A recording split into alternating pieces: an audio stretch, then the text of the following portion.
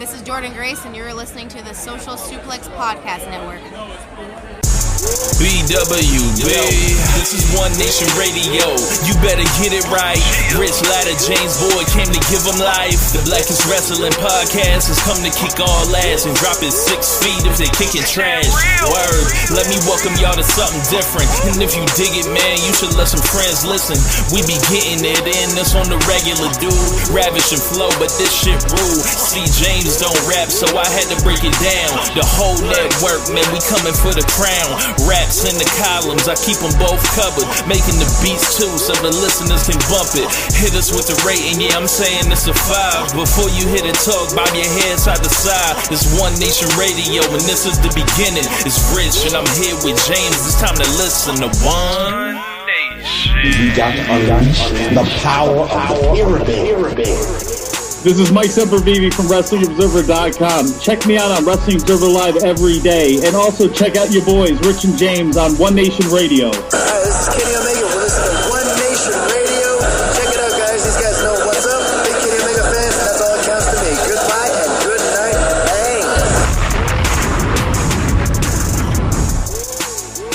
Thanks. Hey, folks. Welcome to this week's edition of One Nation Radio. I'm James Boyd. Me out Rich Latta. What's going on, man? Not much, man. We got the death of Psycho Sid Vicious to talk about first, and we got AEW All In. I guess we should start with Sid.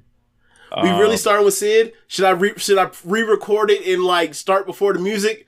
Do I need to pull Rudy Gobert and say, you know, I need to be like, hey, let's lower the lights? Yeah. We need the death intro. The death intro. I'm not doing that, but we had a conversation here that you did opt for that. I'm not going through and re-editing this. No. So yeah. All right. You know, go ahead, Rich. Yeah, man. So we had the death of Sid Vicious today. His son logged on Facebook and announced that he died at age 63 of cancer. Know a lot of people in the past, a couple years have thought they were talking to Sid on Twitter. You weren't. It was a fake account the entire time. He was never on social media. Sid growing up for me was like the first real bad guy to like beat one of my heroes. And, looking at it, like, I always liked Sid, even when I was a know-nothing wrestling fan, like just a regular old, kid watching. I started, I started watching wrestling at Starrcade 95 and then flipped over to the next year. By the time Shawn Michaels is the champion, he goes through that whole summer. He's beating every fucking big guy that comes along.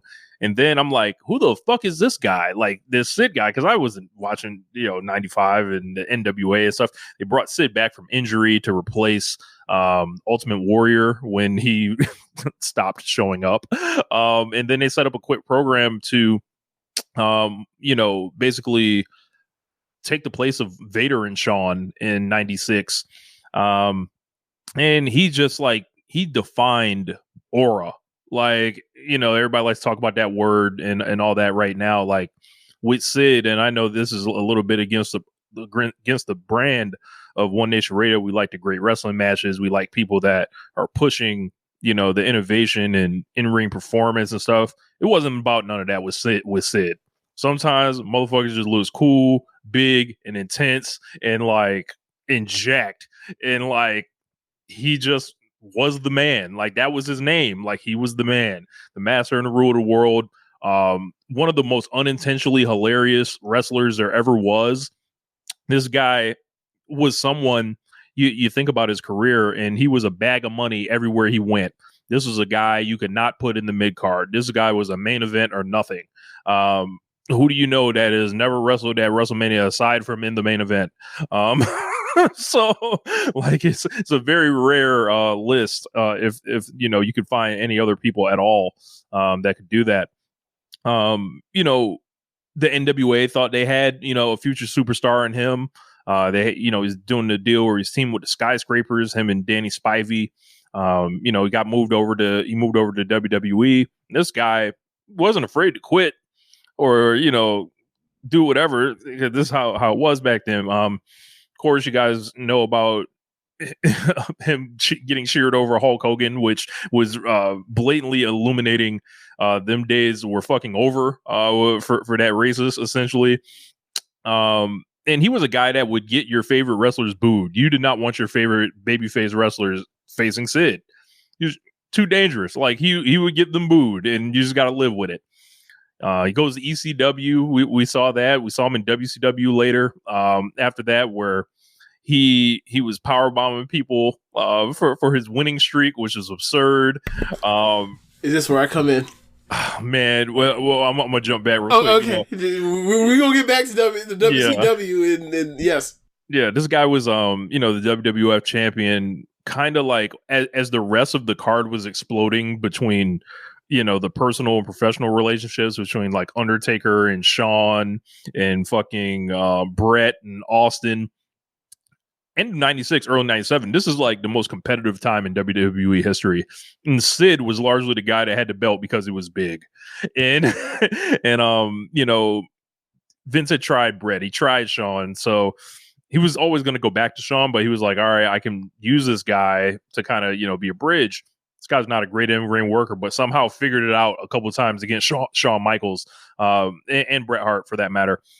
I think, and then he got his main event in 97, and of course WrestleMania was the biggest event in the world. This guy has so many classic sound bites. I don't know shit, crybaby. That's in the comments right now. I love Sid, always did. Didn't care that he didn't. It wasn't about the matches. Some people you just like, and some people are just over. Some people just rule the fucking world, and Sid was one of them. And it's very sad to hear about him passing away, because this is like, I look at somebody like Big Bill, and I think he has some of that in him, and I think that we saw some of it this weekend, like over in the UK and all that. But even Bill, is kind of, good looking guy, jacked, jeans, muscles and stuff like that. Sid just has a completely different look. No one looked like Sid. No one was 6'9" with the curly blonde hair in the physique like that, with the traps just up to his earlobes. Like nobody had that. And this is a one-on-one guy. Like it's tough. Like, I like to hope Big Bill can aspire to be somebody like a Sid, essentially. But James, I'll kick it over to you. Like, what'd you think about Sid? Sid, as you mentioned, the unintentional comedy. Sid is one of the great finds if you go back through 90s pro wrestling. If you go through WWE or WWF, or you go through WCW, and you stumble upon those Nitros and those Raws, and you're not it's kind of like Scott Steiner in that way, where it's like, this wasn't intended to be this funny, but it's fucking hilarious. And they don't necessarily know that what they're doing, but what they're doing is comedic gold. And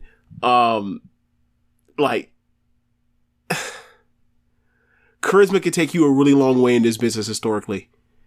And when you are that height and look like that, as you mentioned, he took it to main events of WrestleMania, not events. It's nobody can do what he did with that little amount of in-ring talent. No one else will ever be able to pull off what he did. He's one of the few guys. I think that me and Rich can agree on. If we were in the ring, stinker. Nothing really to offer except for a few highlights here and there as far as matches to talk about. However, you give me an all-time pro wrestling draft or something, I'm drafting Sid. If I get a chance. That's what I was getting at. For a person to be that low on the 1 to 10 Bret Hart scale for in-ring performance, and me and Rich are still no, Sid was fucking great. No, nobody was ever better at very few people in the history of business were ever better at Sid while being worse at wrestling than Sid. It's a mind fuck. He's on one of those lists of people where it's there's no reason why One Nation Radio should be like Sid. We absolutely love Sid. It makes no sense.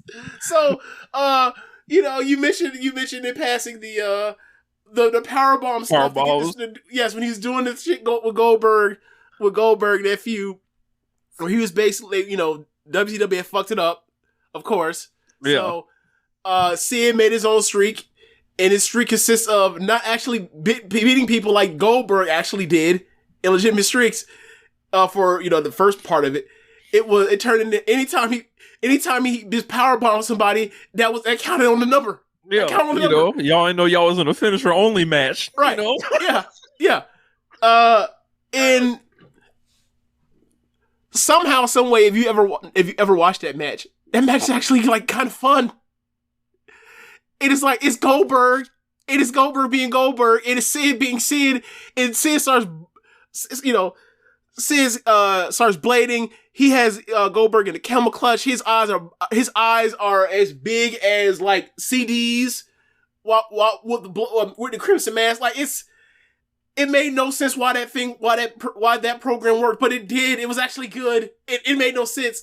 And it involves one of the funniest things ever, where Goldberg or Sid parks his car to park in the garage, and then he comes back and Goldberg crushed it in the cube, and then Sid runs out, sees his car in the cube, he jumps on top of his rental, he yells, "Goldberg! Goldberg! Goldberg!" He was just fucking hilarious, man. Like, I would love to know if like in retrospect he went back and watched shit, he's like chuckling and stuff like, I was fucking ridiculous, or if he was so crazy that it just like, oh well, man, it's wrestling. Turn, like, you know what I'm saying, like, some people are just, it's an act and they're in on the act. Other people aren't. Macho Man Randy Savage not in on the act. Mm-hmm. He didn't think what he was doing was funny. He was the funniest motherfucker ever. Sid is on that same thing of like, he doesn't realize what he's doing is fucking hilarious. He's a ridiculous person. He doesn't realize that. He thinks he's serious. He thinks that we think he's serious. He was somebody that was a mountain to climb for pretty much every name of the 90s. Yeah. You can go right down the list. And you mentioned that, if you're a babyface, your reaction might not be the way it's supposed to be. Like, I remember you used to talk about how, going into that Survivor Series 96. Yeah, I was going to talk about that again. Go ahead. Okay. Going into 96, he used to talk about how, like, he was fist bumping all the kids the kids in the crowd, and they losing it for him, and it was like, looking rough. Looking kind of rough, Sean. So, yeah, you can elaborate for us, please. I mean, yeah, like, the way you tell the story, every Blue Moon was fucking hilarious to me. Yeah, so, like, this man, Sid, and I think I'm going to have to drop my background for a second to be able to completely demonstrate what I'm trying to do here. But yeah, all right. This guy Sid used to come to the ring. We'll talk about 96 Madison Square Garden. So this, how I kind of looked at this match, it was like, yo, you realize like one of your favorites ain't got it that night, and they're in just an unexpected war essentially, and it's like, hold on, they might fucking lose. But this ring walk for Sid in Madison Square Garden, no reason for him to be this over. This is the like smarkiest smart crowd of the day, essentially, right? And this man, like, you see the doors open up, and then he just comes through that bitch looking like he doesn't give a fuck. Like he really believe, like, he had been told he's getting strapped up. He's on it. He's like giving different, small fist bumps to people, and everybody wants one. He gets to the end of the joint, and he just goes like, "Who's a man? Who's a man?" And then, like, Sid, when he would get in the ring, one of my favorite things Sid used to do, this man used to kneel down on one knee.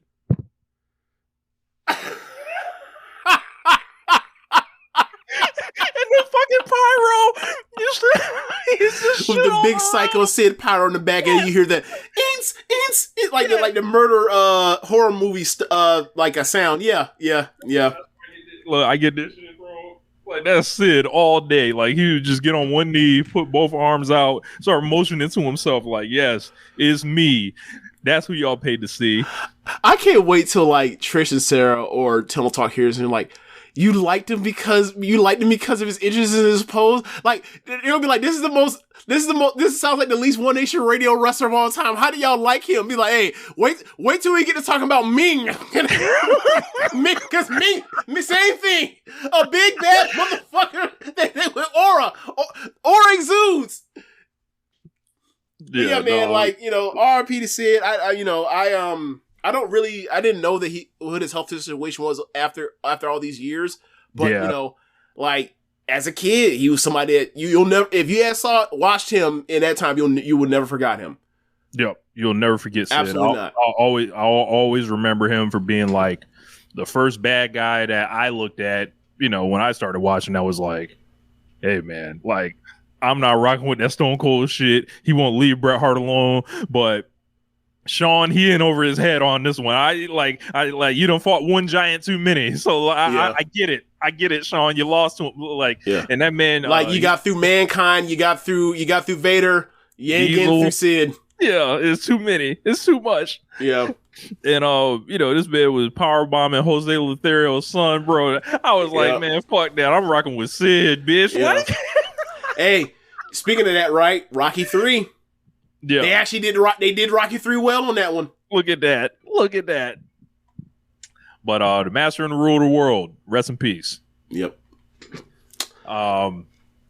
So I guess we should get to it. AEW All In London 2024, the official One Nation Radio review. General thoughts. What are your general thoughts on this show, Rich?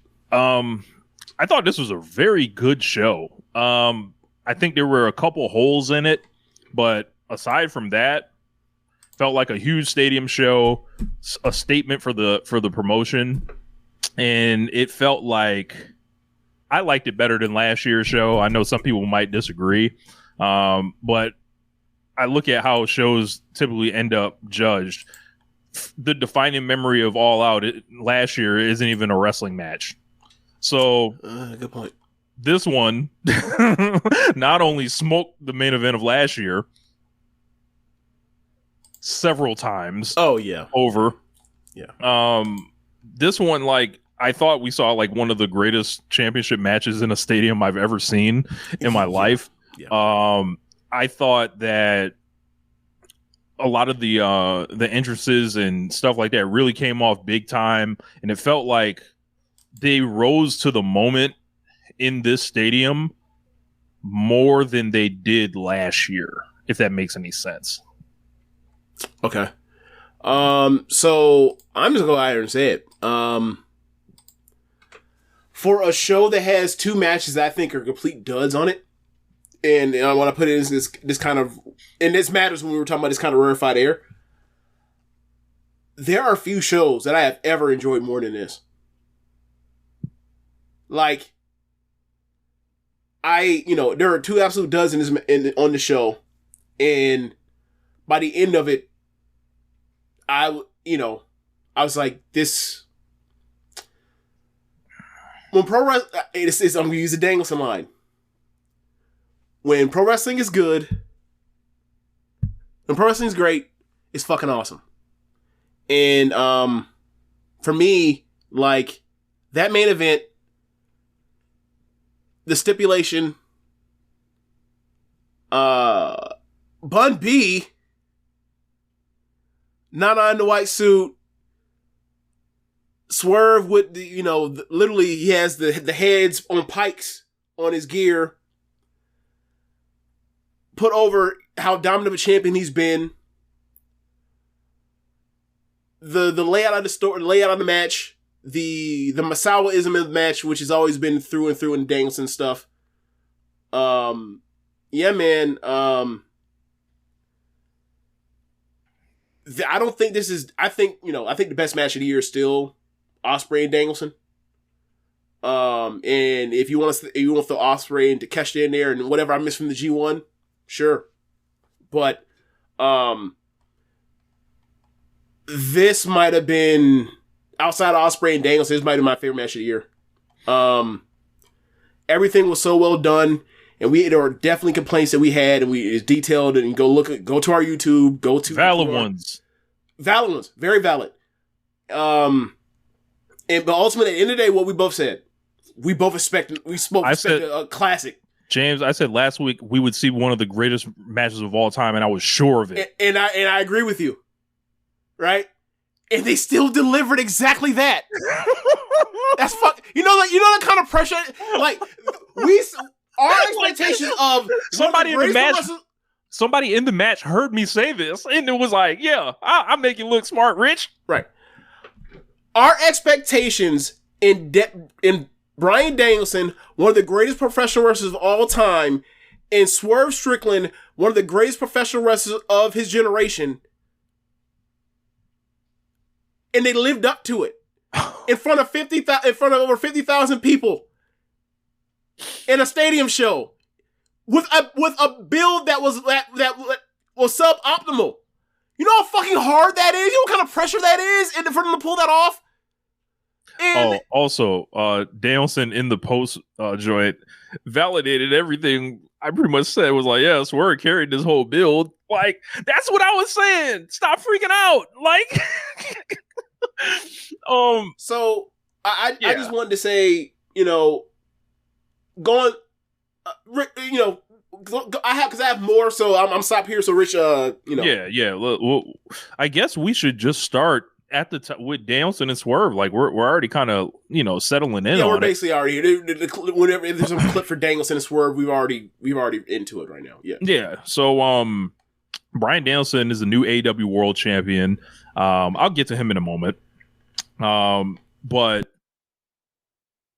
thinking about this, man, of course I do have a title eulogy ready, which seemed to be quite popular on Twitter for those that saw it. But looking at how Swerve won the championship in April and the people that he went through, and to get that belief in him pretty much from, I know this is going to sound, I don't know if people think about it like this, right?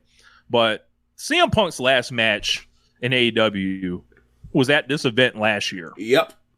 There was somebody that was elevated into that position, whether you can know it or not. The person that was elevated to replace CM Punk was Swerve. Literally. They snapped their fingers last year at AEW All Out and set up on the pre-show with the mogul affiliates jumping on Hangman Page in that pre-show battle royal. Swerve comes out the week after All Out. And from there, he took off. And like you look at where he was at on the card last year, and then you look up to this year, the replacement for CM Punk, and it's going to take, however long it's going to take, was Swerve. That's the new main event guy that they have. He's certified forever. He re-signed with AEW a long time. There are numbers out there, for years and dates. I can't say they're accurate. I'm not going to expose everything, but just put it like this. Swerve's around for a long time, and he's factored in quite nicely, if you know what I'm saying. So, yeah.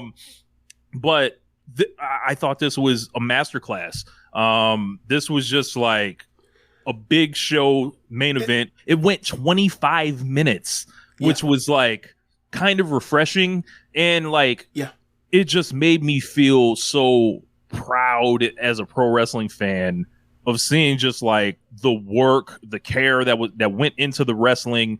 I spoke with Swerve, and I asked him if there was anything that I could tell the audience, pretty much that that he felt about the match.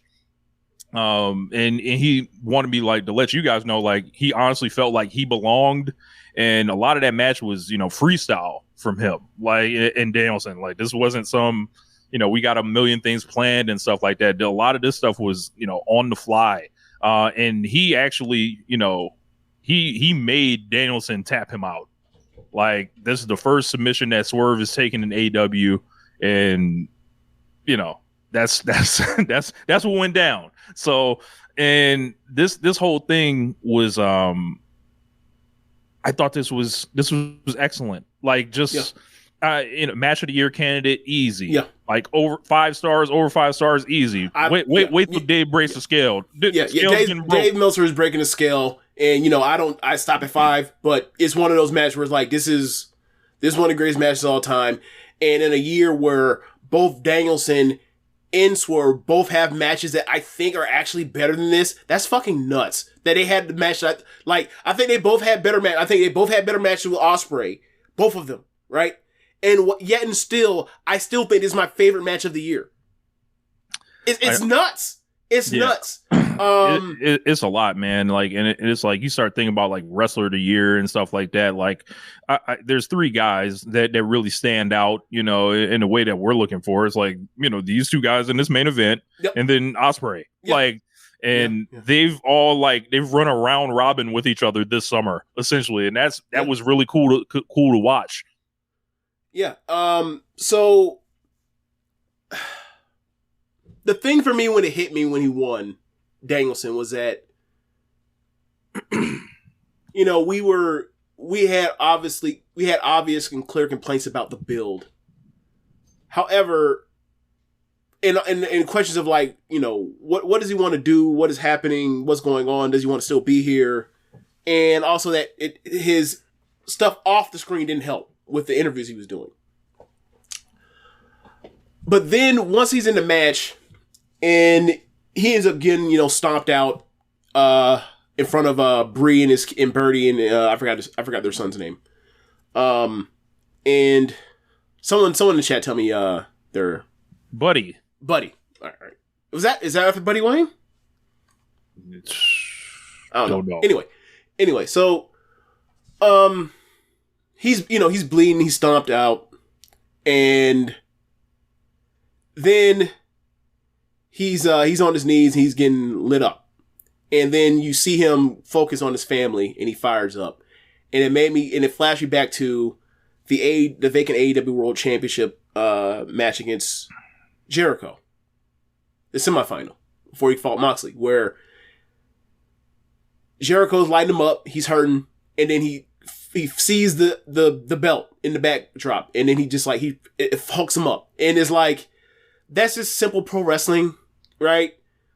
Like, you see the camera shots of in New Japan or Japanese matches, Japanese pro wrestling matches, title matches, where it's a double down, both people on the floor laying down, and then they cut to that shot of the belt to symbolize they've gone through hell to get to this point, and who's going to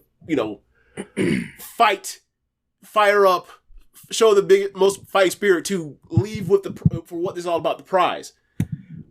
And eventually he lost, and he's lost every time. He had lost every time match he's had since then. But they get to the point where he's not in the ring this time fighting for just the belt this time. He's in there fighting literally because he had this guy saying I'm going to leave you a cripple in front of your family. And that is what breaks him through. I literally had the Rock goosebumps. Cause so I'm watching over at Jamie's with Zach and one of Jamie's former roommates from years ago, and his fiance Francesca, very loving, very nice of them to have us. She came back and she's watches wrestling because Jamie watches wrestling, but she's not really into it, right? She's detached. That match came on. And it was the same thing when I talked about Revolution earlier this year when it was Danielson and Kingston when my cousin Caden's watching. Mm-hmm. It's this fucking guy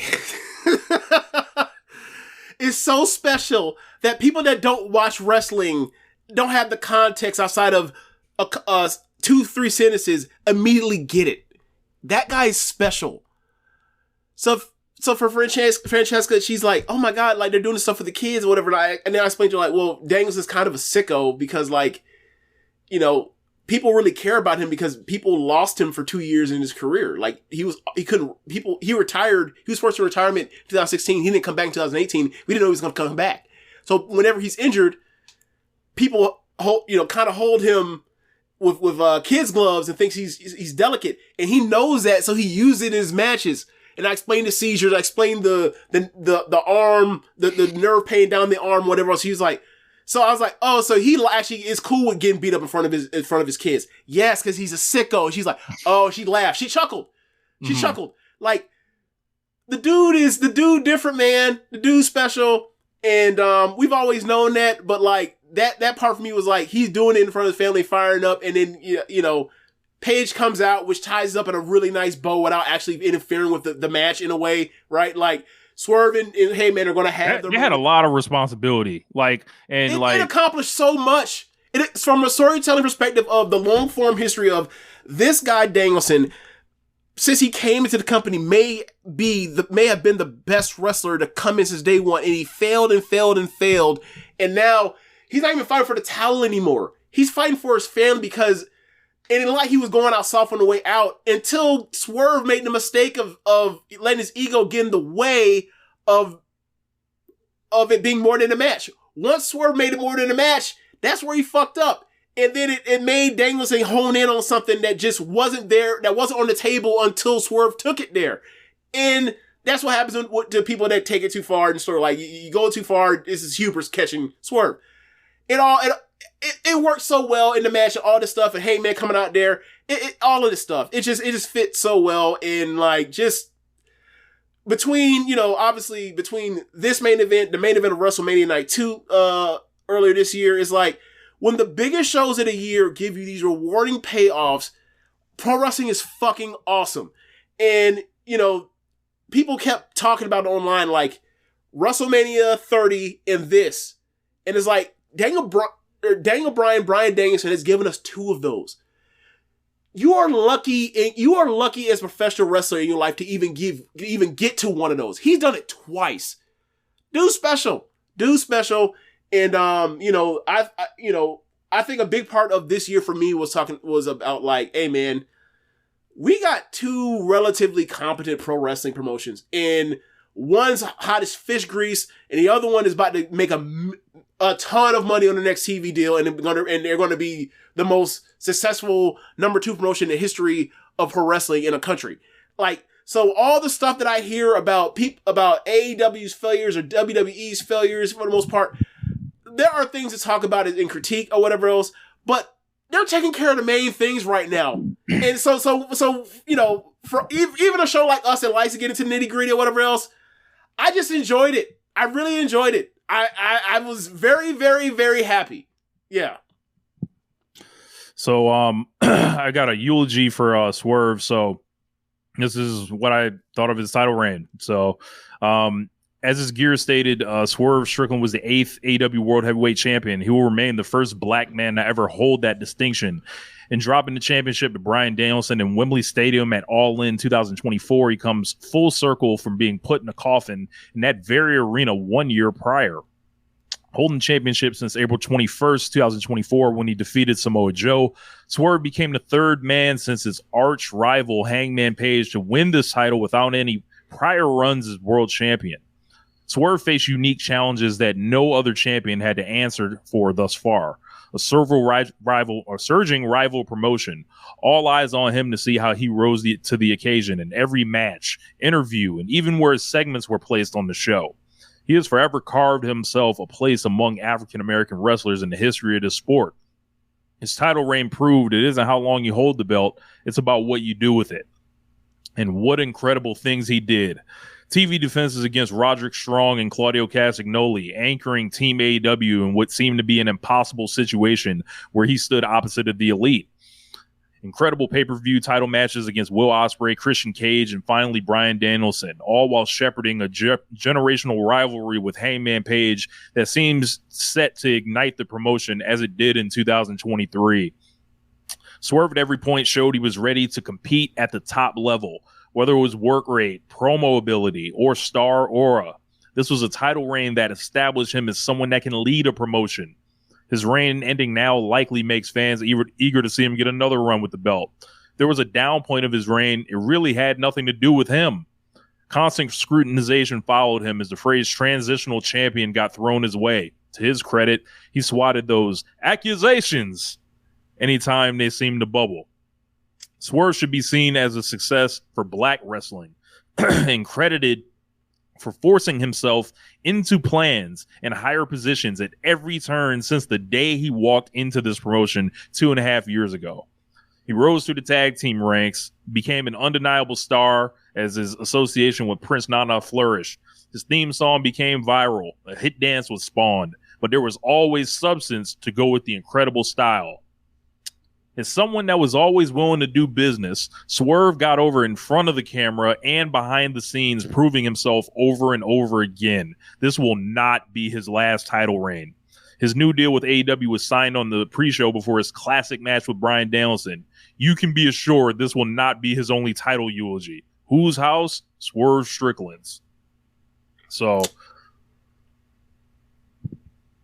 I thought this was incredible. This was special, and I will never forget this match. I'll never forget watching a friend of mine main event Wembley Stadium, talking to him minutes after the match, and I can't wait to call him this week and learn even more about this thing. I told him I would call him, but this is an achievement. And then you think about Bryan Danielson.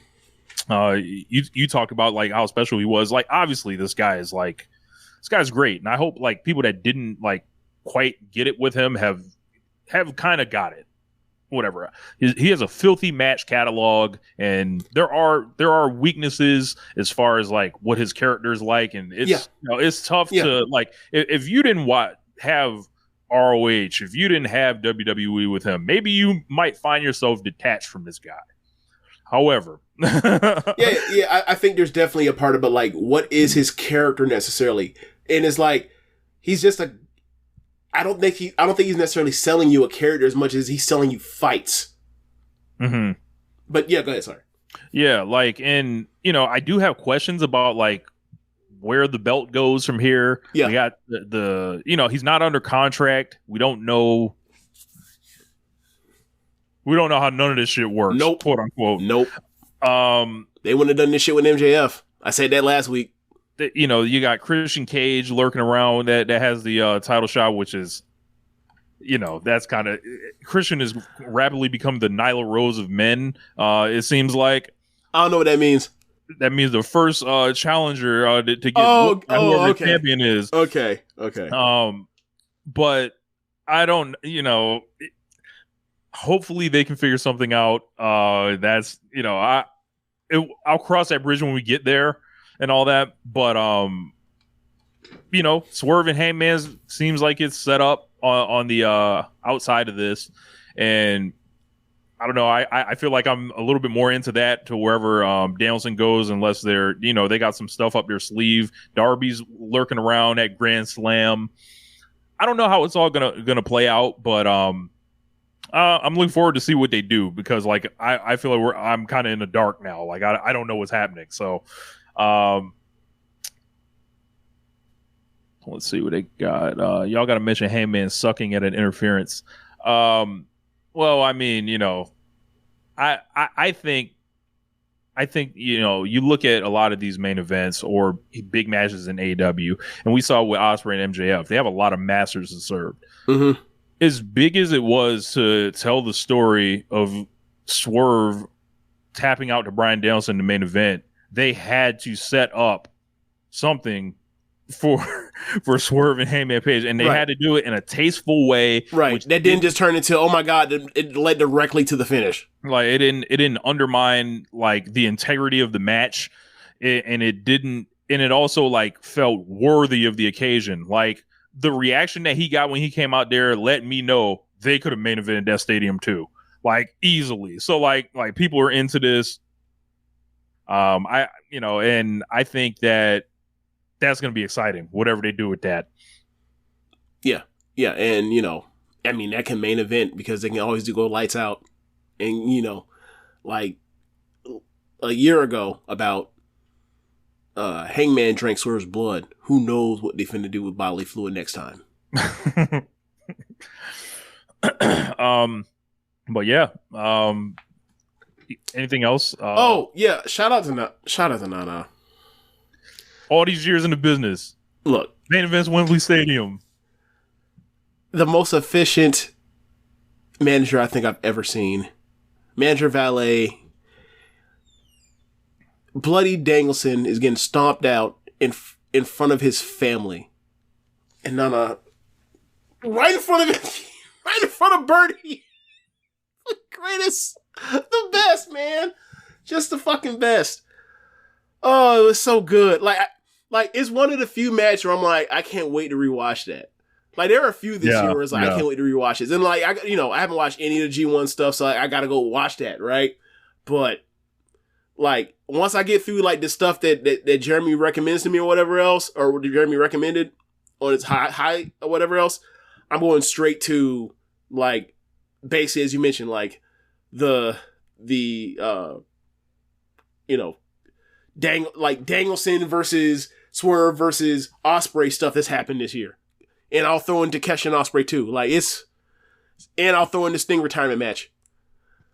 Like some of these like top AEW matches, like, they've had 5-star matches, right? They've had those before. I think I like this year of like top match from AEW more than like any other year except for like 2019 maybe. I don't know why, but I don't know why. But like they resonate with me in a way that like even more than like, Lucha Bros. Well, not the cage match. The cage match that's something totally different. But like that ladder match that they had, ladder match of death, like that's all time ladder match. I think I'll throw on, one of those. And the thing that's crazy about it is like, I mentioned that in like, what's your favorite Danielson like series in AEW? I mean, Hangman, I would say. Doesn't that feel super underrated historically in AEW history? Is it because it's never been on pay-per-view except for one? It's never been on pay-per-view. Oh, okay, never been pay-per-view. I thought maybe yeah, they've been on TV. Like, those matches are so fucking good. Anyway, but yeah, like, I just, I didn't think I was going to like have bigger appreciation for Bryan Danielson or Swerve Strickland in 2024. I've been watching one since 2011. I'm watching the other since 2019. A lot. It's kind of crazy, man. They have that kind of time invested into like two wrestlers, and then they go out there and they like, you have crazy expectations for them while being cognizant of like the pressures of the expectations you put on them might be unrealistic and unhealthy, and then they still shoot past it. It's crazy. Yeah, man. TNT title match, coffin match, the scapegoat, Jack Perry, Real Glass himself, back in Wembley Stadium, scene of the crime. Do you get to call him Mr. Glass? Okay, go ahead. Takes on Darby Allin. Their time got cut in this match. I don't know if y'all peeped that or not. It seemed like it because it was short. But this was an efficient ass whooping. This was like a man that came in with a plan. Was like, I'm gonna fuck you up. I'm gonna put you in a bag and then put that bag in the casket. This was real efficient. And I thought they could have done better, but they did a lot of, if they had the time. Of course, they did a lot of crazy shit in the time they had, but this was more about.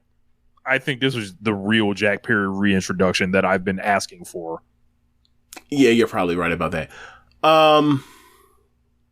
Real Jackin'.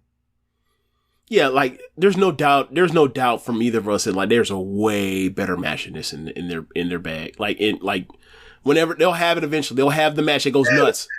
Last Sabre Jr., an ethical ass whooping, great field goal percentage. An ethical ass whooping. Yes. I'll tell you what an unethical match is. The fucking MJF and Will Ospreay hour match. That shit was unethical. That's unethical. Yep, that's absolutely unethical. That's absolutely unethical wrestling. That is absolutely unethical. Yeah. Absolutely. But, we didn't. Just think about it. We didn't talk about Swerve brushing off, like eating the fucking bicycle knee into a corner and just brushing it off. Like my favorite spot like, of the match. Like Luke Skywalker in episode 8 with the fucking lasers eating him up. Like, it's ridiculous. Like, fuck is that, bro? Because I thought he was going to, at some point was going to do like the murder movie villain laugh thing that he does, and he did that. I was like, that's somehow even better. It was like, oh, Danielson's cooked. He's done. That goes down in the history with like that, and like Kenny Omega falling to his knees in front of the Rainmaker. It was like the same kind of like creative. It's like, hold on, why has no one thought of this? This is genius. Bro. I mean, but he did kind of the same thing to Ospreay, but the story with the Ospreay thing when he hit him with the hidden blade and he ate it was that Ospreay was so out of gas he had nothing. This wasn't that. This was he ate this man's best shot and he just unfazed and he's fucking done because he just ate a Swerve house call. He's about to get pinned. Like, it was brilliant. It was brilliant. And this goes to show you, right, that if your wrestling resembles an anime fight more than real life fighting, sometimes you can get more emotion out of people. So when people talk about the whole no selling stupid, it's like, this is why you don't listen to those people. Because the times you sell and don't sell make the match far more dynamic and dramatic. Perry and Darby. Yeah, this was the big Jack Perry reintroduction I wanted.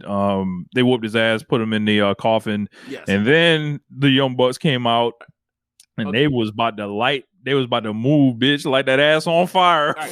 So before Jack Perry flicks the bick like he's Wayne,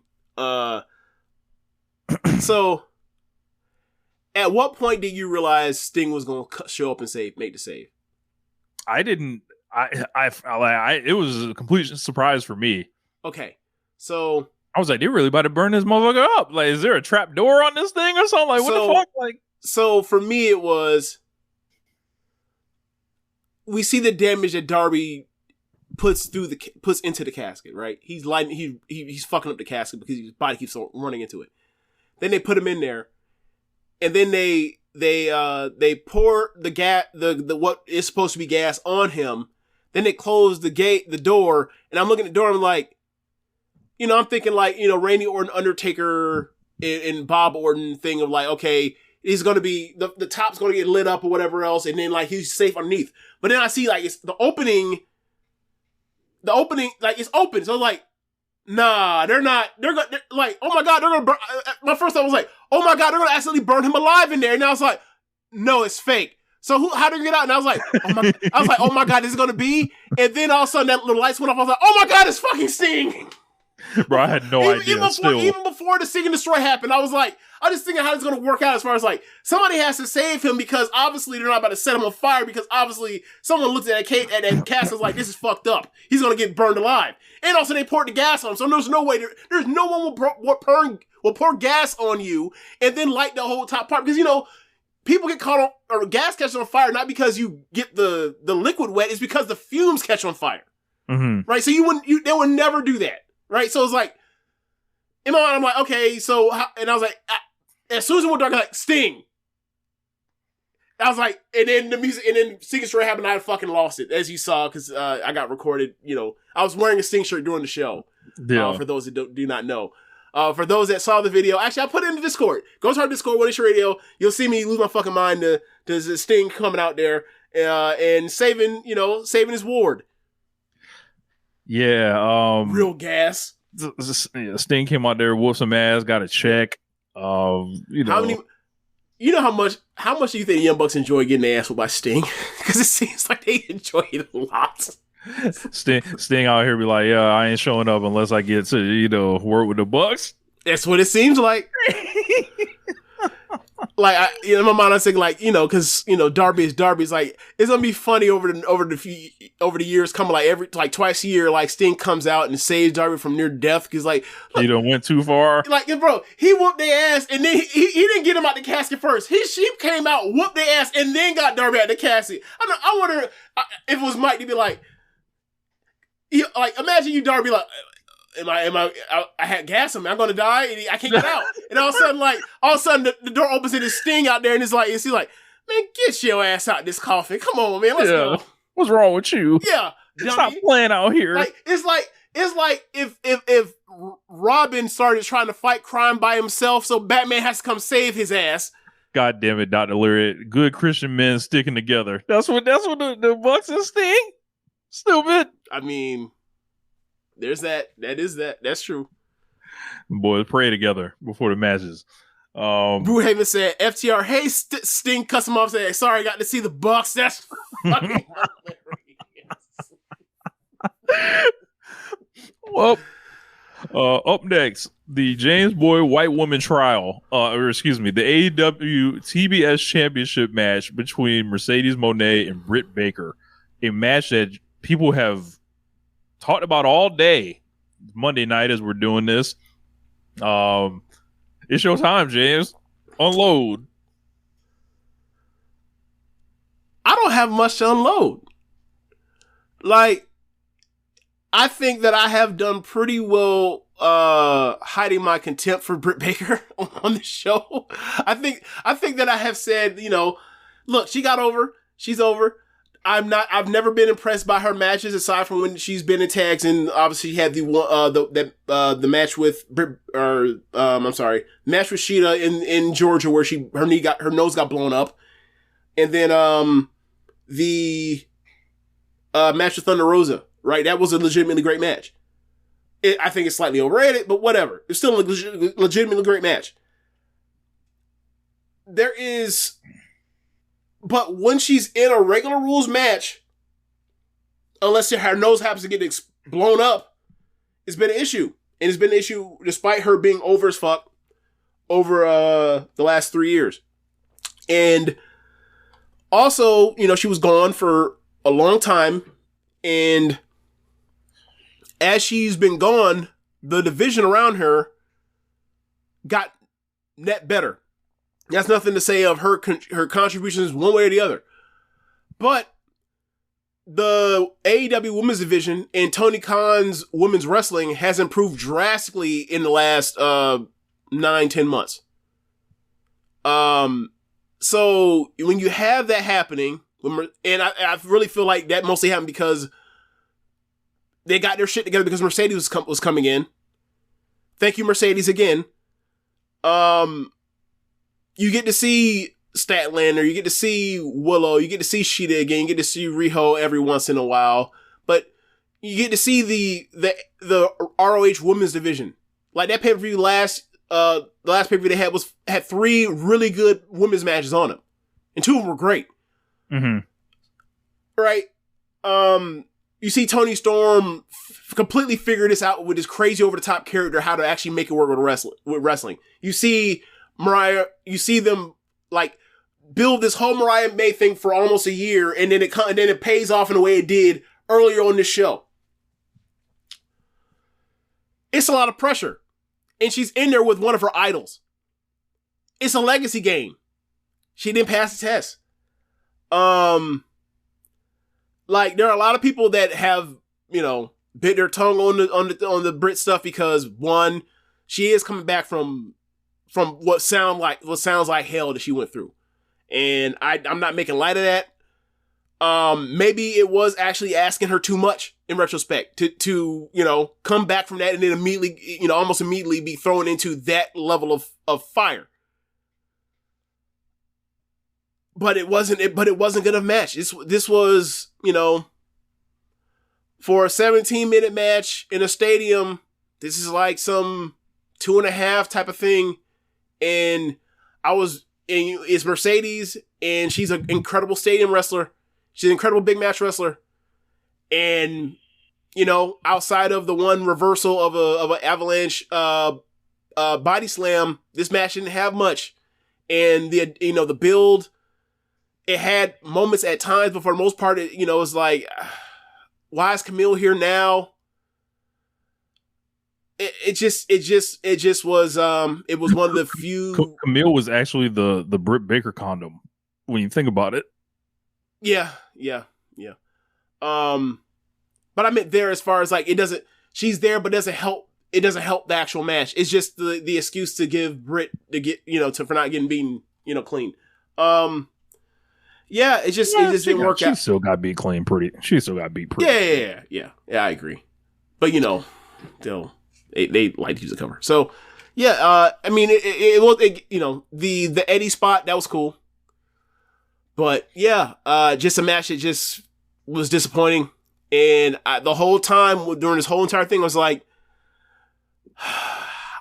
I don't know whether or not this feud ends up or this build ends up for this match as being good or not. Ultimately, they're gonna have to carry it in the ring, given what Britt historically has done in the ring in singles matches, and it's just more of the same. And yeah, man, I think people finally hit their breaking point or came to an epiphany online where it's like, hey, we had better matches with Mercedes and everybody else on these pay-per-views before she came back, and now she's back. And, I think people just don't want to go back. I ain't even trying to make the Kamala Harris joke, but like, I think they're like, we're past that now. Like, we just had Mariah and Tony earlier in the show. Willow and Stat was in a goofy mixed tag on the pre-show. Either one of them could have been TBS challenge for Mercedes. We won't be this because obviously it's like it's the biggest star in the division versus the new incoming biggest star of the division. So you have to do it. And I think, ultimately when the bell rang, there was no bell pop for this. I don't think people cared. And that stinks, but Britt's gonna have to figure something else out. And it's like, after this match, people want her to go away, and she just came back. That's tough. That is like recent Charlotte territory. Yeah, I think they had no chemistry in this. There were a couple sections in the match where the moves looked fine, but like just it seemed like a slog. Like, and it looked like the moves hurt Britt so much when I was watching. It was just like, yo, you look like you're in real pain doing this. And that was not like selling. This was not like some masterclass of like, yeah, I'm making you believe. This was like, nah, man, y'all like are slightly out of step. And also like, it's just not like, we're not like, the wheels are not turning on this bus. Like, we are like stalling out essentially every time there's, they're trying to get something going. I thought people are going too crazy. People were acting like they saw like a 1-star match, a 0-star match. I think that's absurd. And I'll argue against that any day. I thought this was like just a gentlewoman's 3. But this was like, you expect better, I think, at this stage. And I think Britt's got to look herself in the mirror and decide whether she wants to push towards that excellence or she wants to, do something else. Like, as far as like, I don't want to compete amongst the championship level. But what makes it tricky for Britt is there has never been a bigger star that has made their bones in this company than Britt Baker. I don't care how goofy and fun the Tony Storm thing was. There's been no woman ever that felt like a top 10 person, like that was like the way Britt was at one point. Mm-hmm. So like, there's always something there. I felt like, I was talking in chat with a lot of the members before you jumped on, and we talked about it earlier today too. I was like, I thought Britt Baker was, getting unfair shit since the beginning with her. Like, as far as like just people being on her, like, oh my God, they're going to push her down our throats. And it was 2019 before her push started. So like, I think that was because of her and also Smile Girl. Like, that they clearly were going to go with them at the top, and then Smile Girl left. And it's like, oh, so now it's just the dentist, but the Smile Girl was a way better wrestler than her, or worker than her. So it's like, okay, so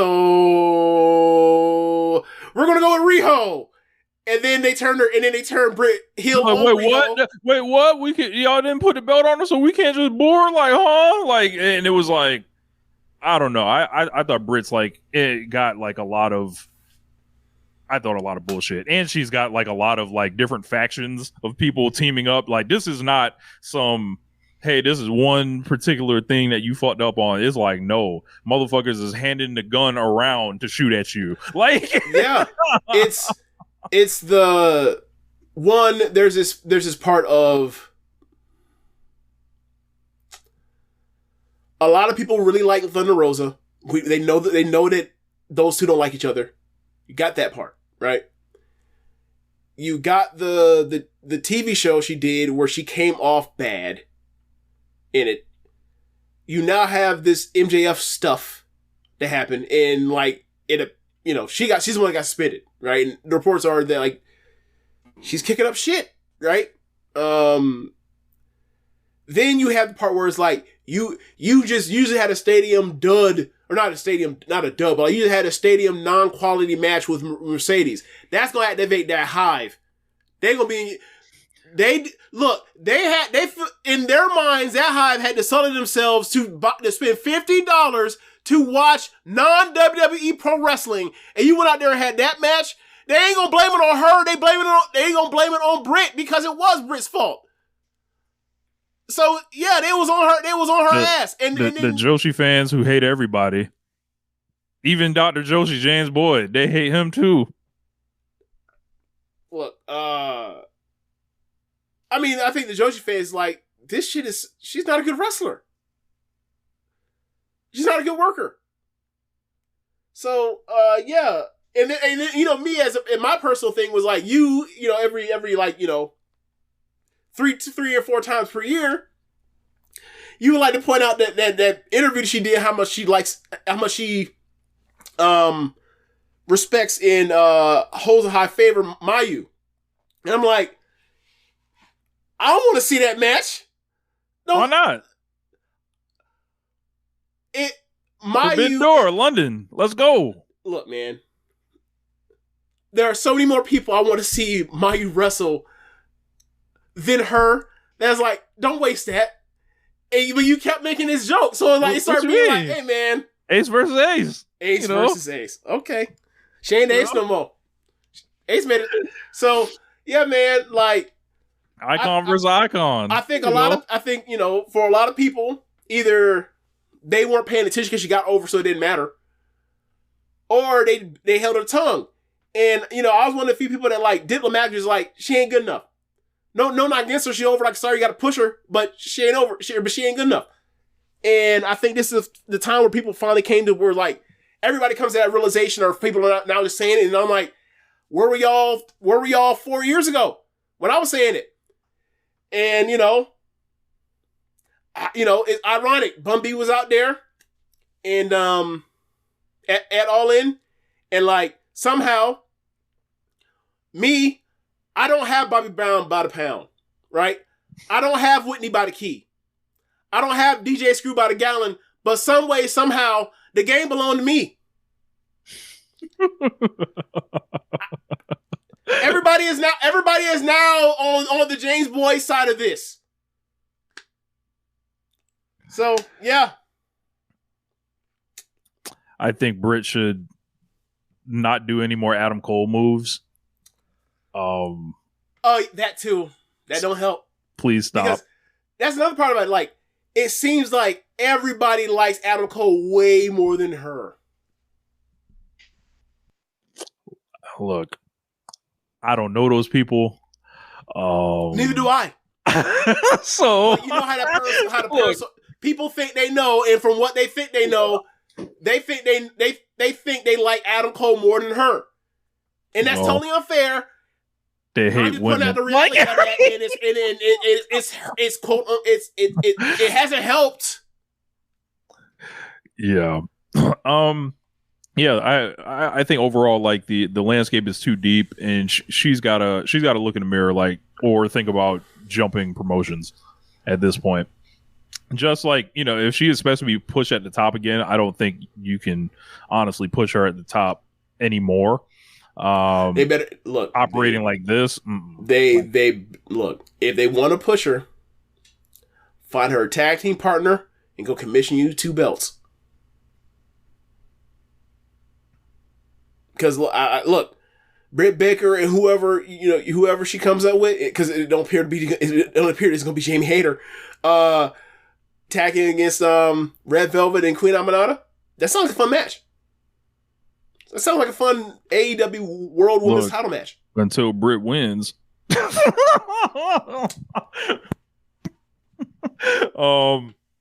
Well, yeah, Mercedes, she's got a match this week with Momo Watanabe. Let's see which one, works out better. I'm sorry, you said what?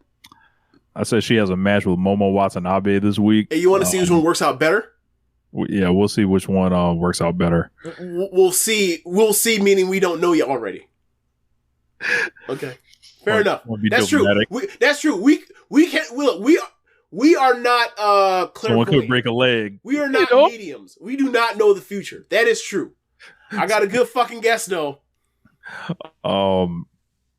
But I was talking to Josh, and he was coming on, saying this was a double dud. Like I really couldn't find too much, for Mercedes, and Mercedes has carried wrestlers worse than Britt Baker to passability before. So like, I just think it's something to note. Maybe he's early on this, but I think Mercedes has overall been great against whoever she's faced. But she's usually good against the good people. Right.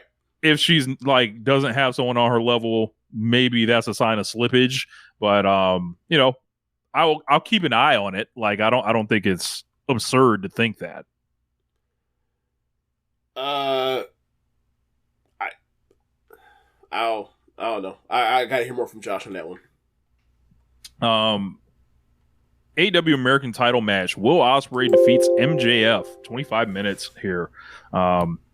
So strange with this match. Will Ospreay came out, got the big Assassin's Creed sponsorship video and all that. I assumed a check was cut there. That was pretty cool that they played. I thought it was pretty funny though. Like it's like, that man went to Japan, they started playing like that Japanese sounding music, and I was just like, all right, brother. Then MJF comes out dressed like Apollo Creed in Rocky IV, takes the shit off, and he's dressed like Lex Luger in '94. Yep. I popped for the Luger style cut on the stuff. I thought this match had to serve a lot of masters to get to where it got. I don't think it got to the Ospreay level. I thought it was really good. I thought Will was incredible. But they had to milk the Tiger Driver stuff. They had to do the ref bumps. They had to bring back Daniel Garcia. And they had all these elements that they set up going into this, and they almost picked like the least interesting way to do it. It's like, all right, I know your story, right? You're trying to get the Tiger Driver. It's a whole thing, but like, just because it's a story, I don't gotta love it. Like, right. And I don't know if Will Ospreay, like, I feel like I can drop that guy in a stadium and he can figure it out. Like, I don't, I don't think he needs all this other shit. But it seems like this got MJF'd up, kind of like, and we didn't get to that elite level. I think these two still have a better match in them than the two they've had, and some people really like that first one. I wouldn't count myself among them on that first one. I'm one of those until the finish. Like, the finish hurt me a lot for that. So like, I thought it was good, not great. But and I know it sounds like that. It's like, but you have a star rating? 4.25. Yeah, that's about the same territory I'm at. Yeah, like that's crazy. At the level for Will Ospreay is like, we say good, not great, and what's a star rating? 4.25, which still means great. Yeah. I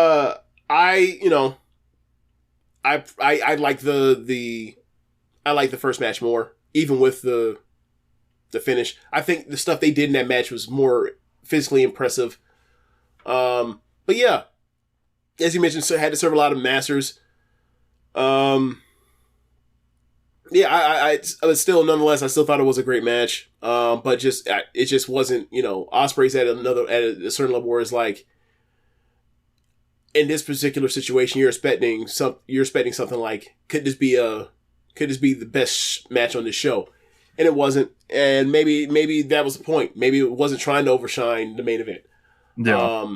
But yeah, like, I think it's still, for everything it did, it still accomplished everything it needed to keep storyline progressions. Like, you dump the Lex Luger belt, you bring back the international belt. Garcia, if he resigns, probably get MJF all out immediately to the program with MJF. If not, then like that's his get back. Yeah. So I think it's worked. I would not be afraid of running MJF and Ospreay back again in like 2 years. Yeah, so let's go to the Casino Gauntlet match. So this this match shit on every Royal Rumble that's ever happened. And you just look at it wasn't a Rumble though, or it wasn't a Battle Royal.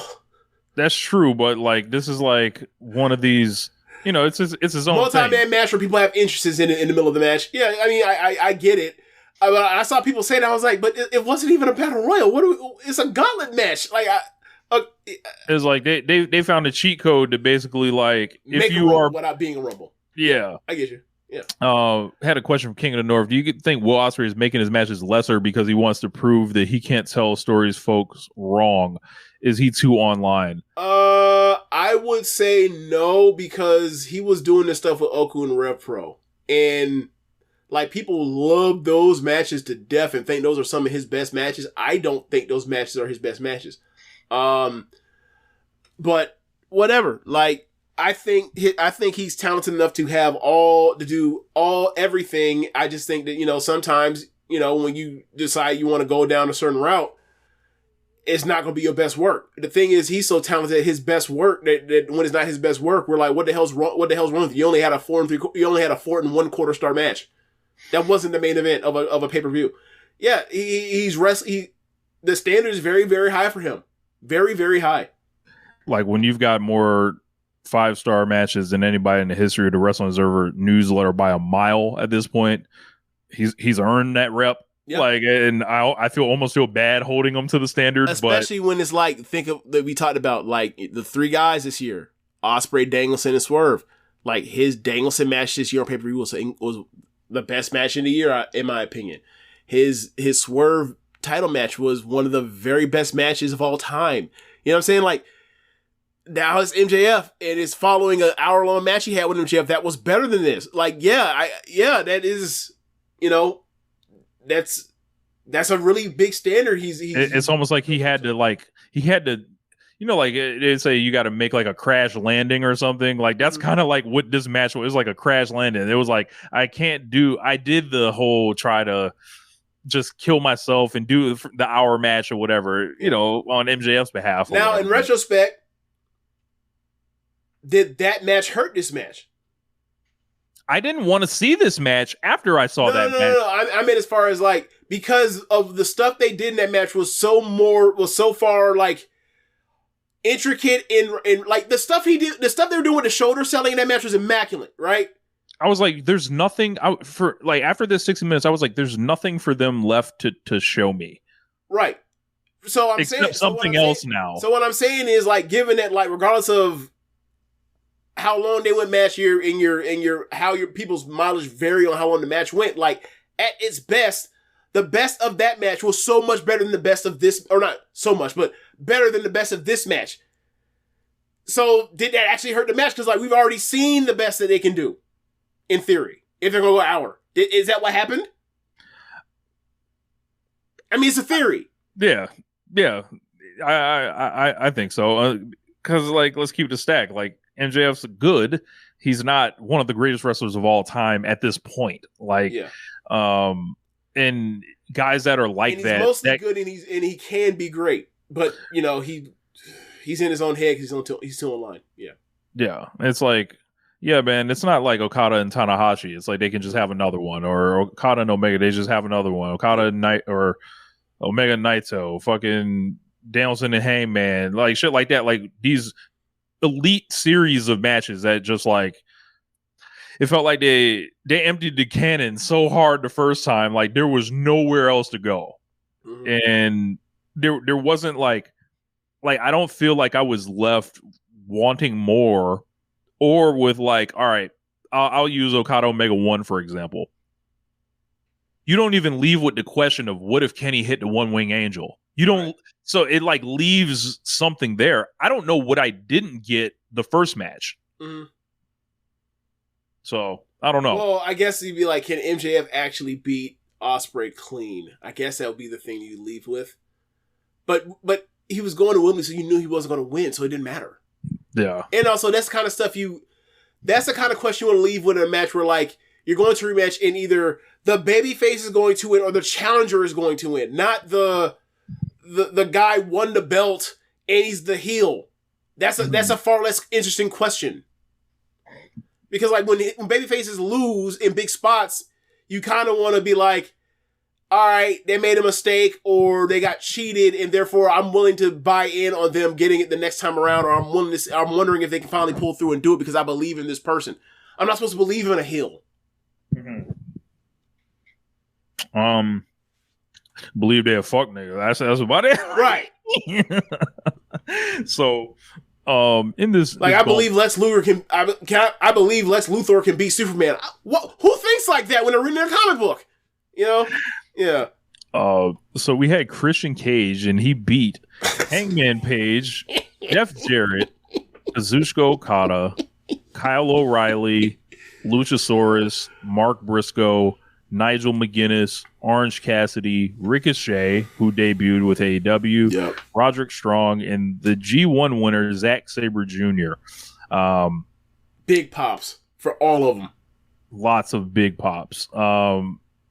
Okada got that full entrance. I see that. Didn't have to run to the ring or anything, so that was cool.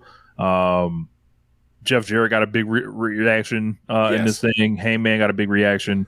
Nigel got in the ring. I'd never seen Nigel McGuinness wrestle before. I've seen him wrestle like once. But obviously knew the history, or knew a lot of the history. Yeah, and of course, Ricochet. We should probably talk about Ricochet first. Yeah, man. Ricochet walks into this promotion, feels like he should have been here for years and years already. Since day one? Yeah, like he's already got history with a bunch of people in the company. Yep. He's got a match with Kyle Fletcher Wednesday, which should be interesting. Within the first 30 seconds of the match, he eliminates himself from the match, but never mind that. Well, it's not over the top rope. Never mind.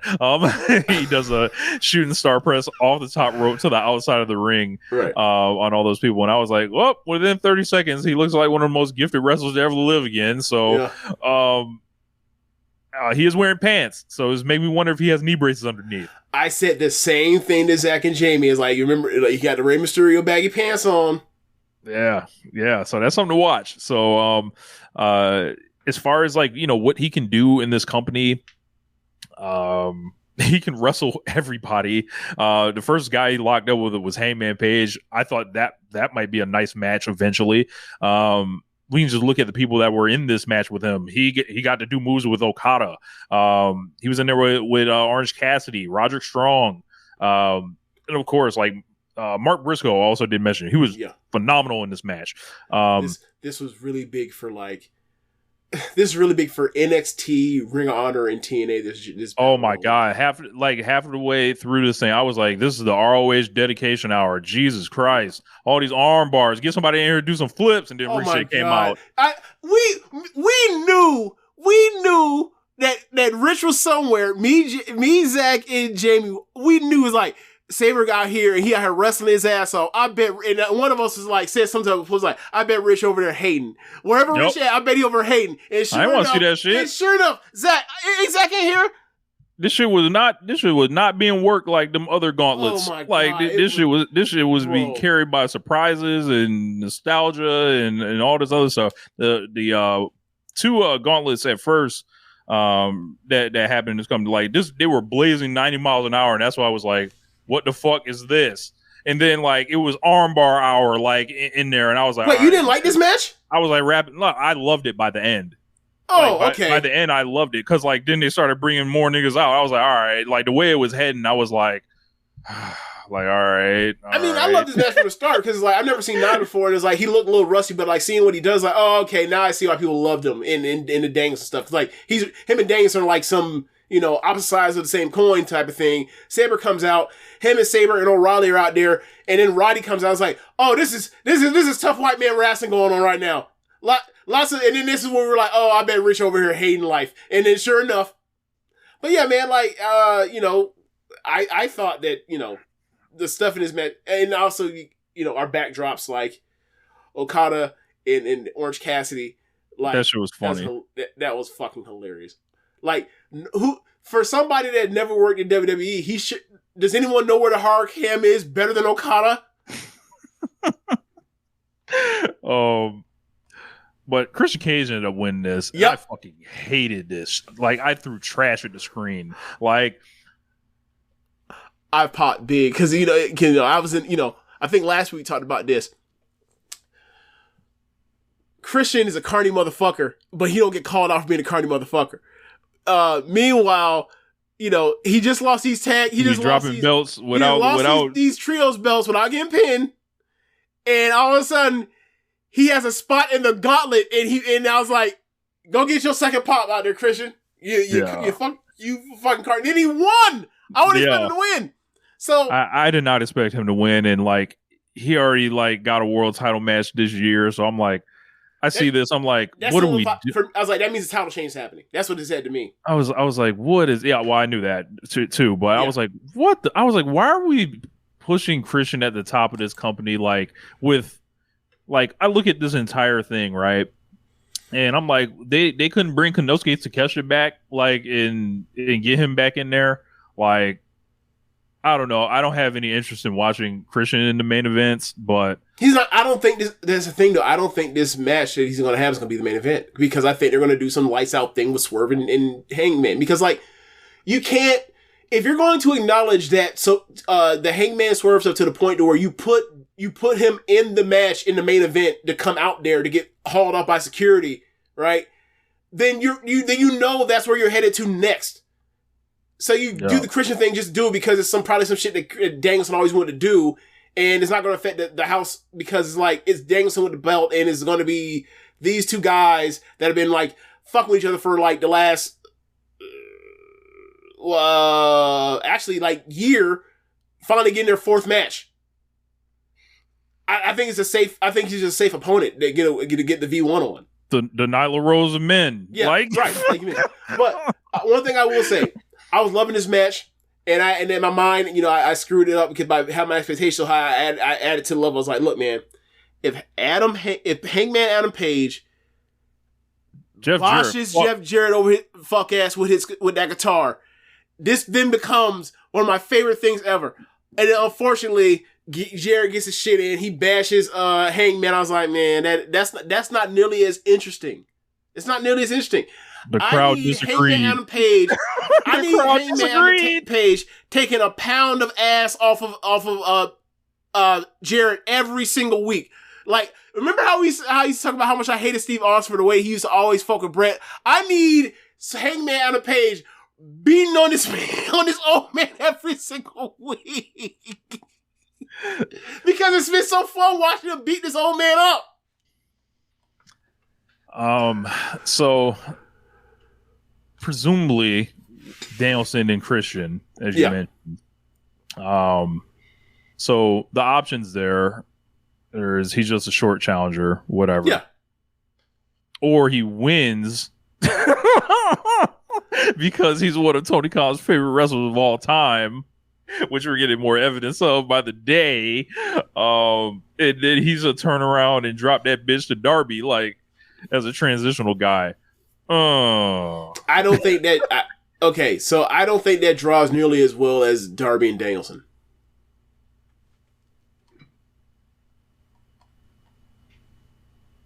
Because, like, you can actually sell a house, because, like, isn't Wrestle Dream in Washington State? Yep. Yeah, I think that's gonna. If they were to do Darby there, then it makes sense to put Danielson in it, than to put Christian in it. Christian ain't even from West Canada. He's from Toronto. Ain't gonna help him. He ain't like, oh yeah, that's from, that's a dude from like Vancouver. No, that don't help. Let's see what we got here. But yeah, like as far as like, some of the stuff they were doing in the match, this was fun. Like this was a lot of great match. Entrances, and it seemed like the crowd was happy to see a lot of these people. So yeah, Takeshita should have been in this. I don't know why he wasn't.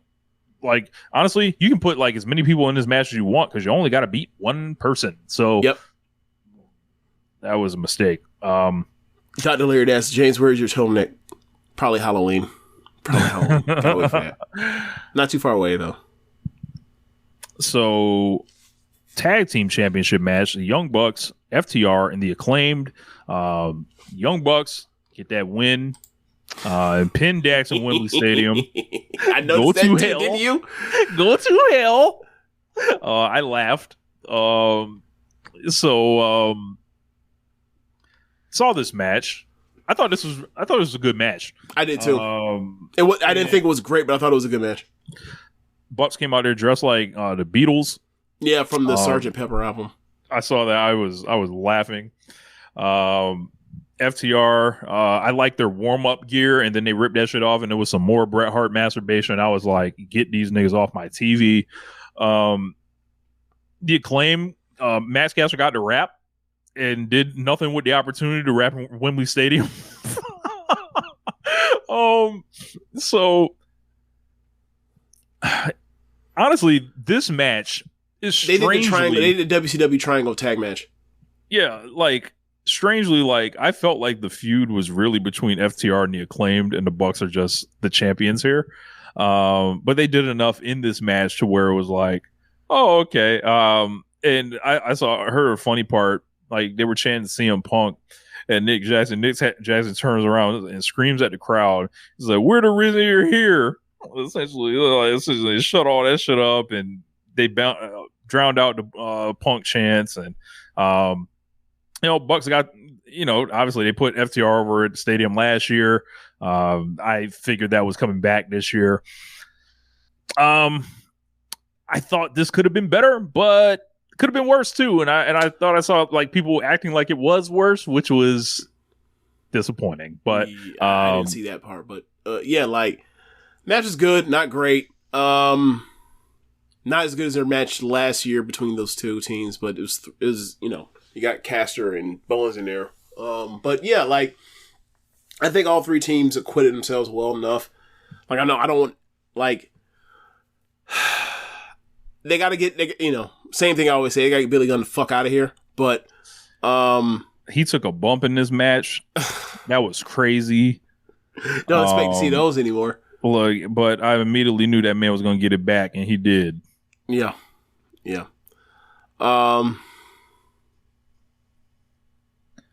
FTR in full-on Bret Hart chunks. I didn't tweet this out, but I was like, FTR makes me like love Bret Hart a little less every day. I was like, yo, man, I might have to just start switching back to Shawn Michaels advocacy. Like, because I was a Shawn guy for years and years, and then, I don't know, sometime in the middle of last decade it switched, just watching old shit. And then, like, these motherfuckers the last couple of years, man, god damn. Like, I feel like I can start with this main event of this show is for the Shawn Michaels advocacy program, because those are two handpicked Shawn Michaels guys right there. Yeah, one literally trained one. Yeah. So, yeah, man. But, yeah. The worst thing I can say about this match is it didn't really make me like feel much. It was like, oh, okay, cool, Young Bucks win. Yeah. That was about it. The only thing of note was like, oh, so like, after the whole thing of like the ducking out of or seemingly ducking out of the forum match is like, oh, okay, they pin you in Wembley after you pinned them in Wembley. Okay. Yeah, it only went 13 minutes. I thought Bowens looked great in this. I did too. As normal. And I will say this, for us, I thought FTR worked their ass off in this match, which is normally the case anyway, because they're good ass wrestlers. But like, I thought there was some juice in the Young Bucks during this match that I felt like I hadn't seen in a while. I'm not saying it's 2020 Young Bucks, but it seemed like they were on their shit in a way that they really haven't felt that way in like regular rules tag matches of late. It still wasn't like some great match either.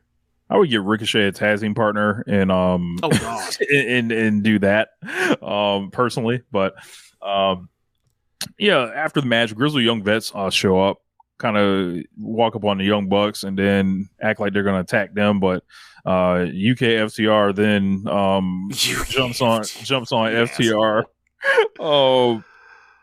Bald hair, it's the same shit there. But I don't think that James Drake and Jack Gibson Russell alike, but okay. They look like they're gonna fight FTR. So FTR gets pinned. Looks like sayonara. And you got something to deal with. And I'm interested to see who steps up and takes on the Bucks next. I don't know what's on the horizon for the Young Bucks. I don't. Yeah. Like, they done cleaned out the division as small as it is. Yeah. Ricochet and Leo Rush. Why not? Let's do that. Team them up. Whoa. That's awesome. Beans on toast FTR. Yes, beans on toast FTR, yes.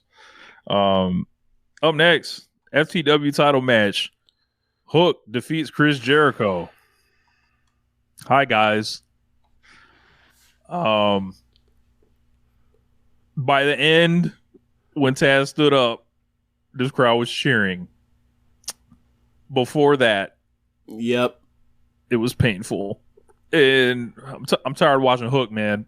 I'm sorry. Like, this whole match was, is this a 20, like the Drake, is this a 20v1? Is this a 3v1, nigga? He's like, yes. Yes.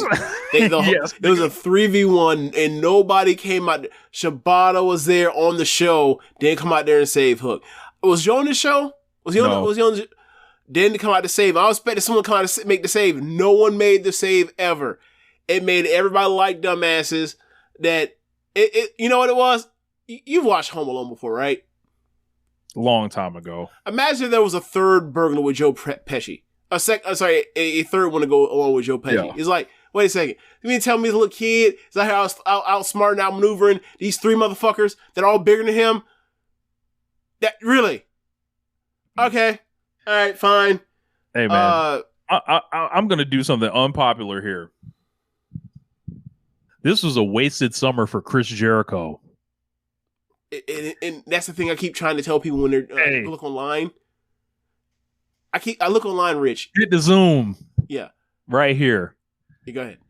Chris Jericho was the over motherfucker in this match. Chris Jericho got over again. Chris Jericho took all the chants that were coming at him earlier in the year, flipped them, got over again, went into Wembley Stadium, went into every building this summer, got his catchphrase over, and got saddled with this guy with terrible strikes, terrible ring movement, that can't wrestle a regular rules match, so they're left to pull out local gimmicks to help his matches.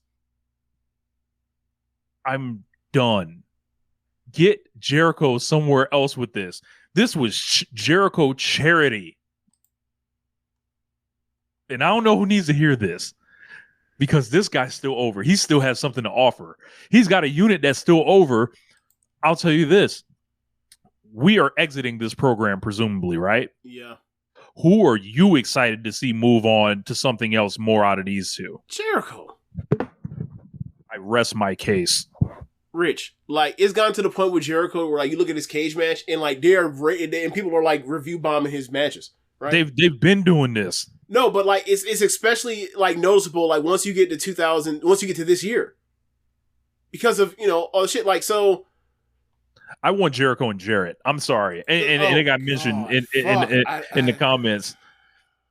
Jericho and Jarrett will make money until wrestling dies. Yes, agreed. So like, I want to see the who's gonna out Carney who. Look, man. Put Christian in there too. Shit. I cannot. I can't do that. I'm no. Y'all, Tony Khan, you cannot do this to me. You cannot do Chris Jericho versus Jeff Jarrett.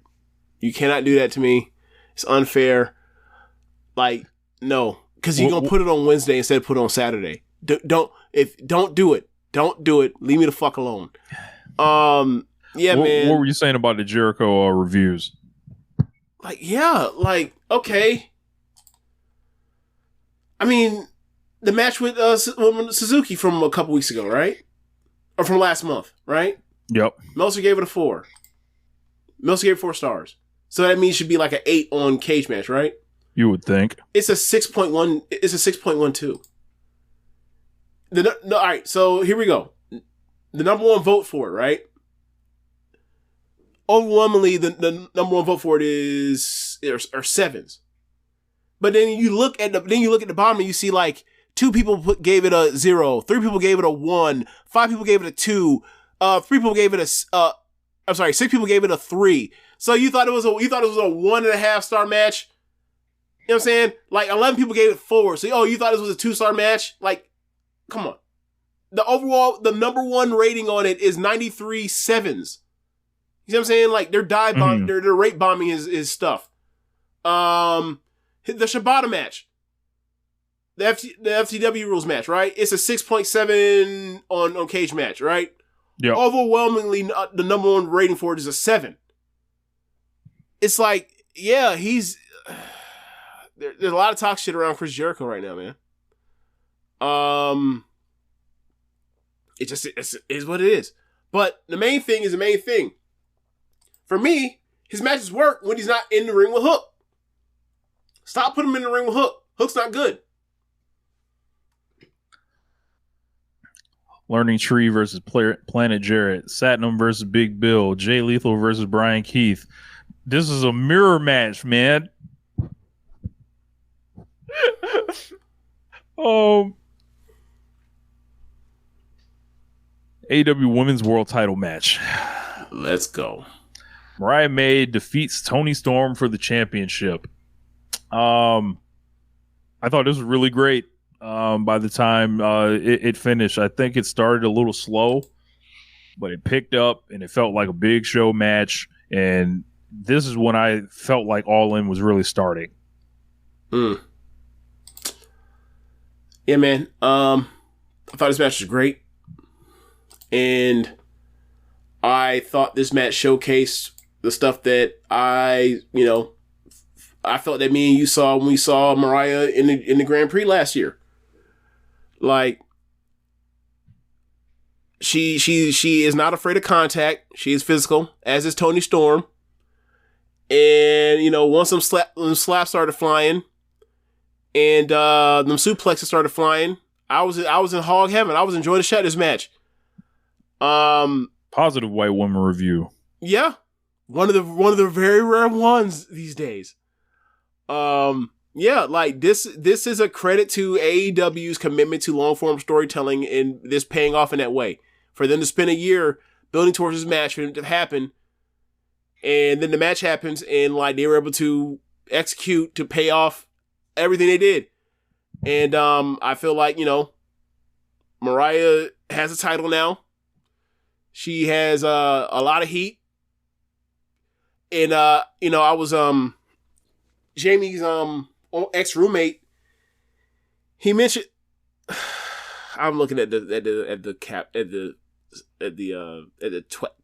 Twitch chat now, and y'all are. You should be. What was that? What was the song on Nostradamus? You should be ashamed of yourselves. Yeah, man. Anyway, are we going to talk about Nas songs? Oh, eventually on here. Oh God.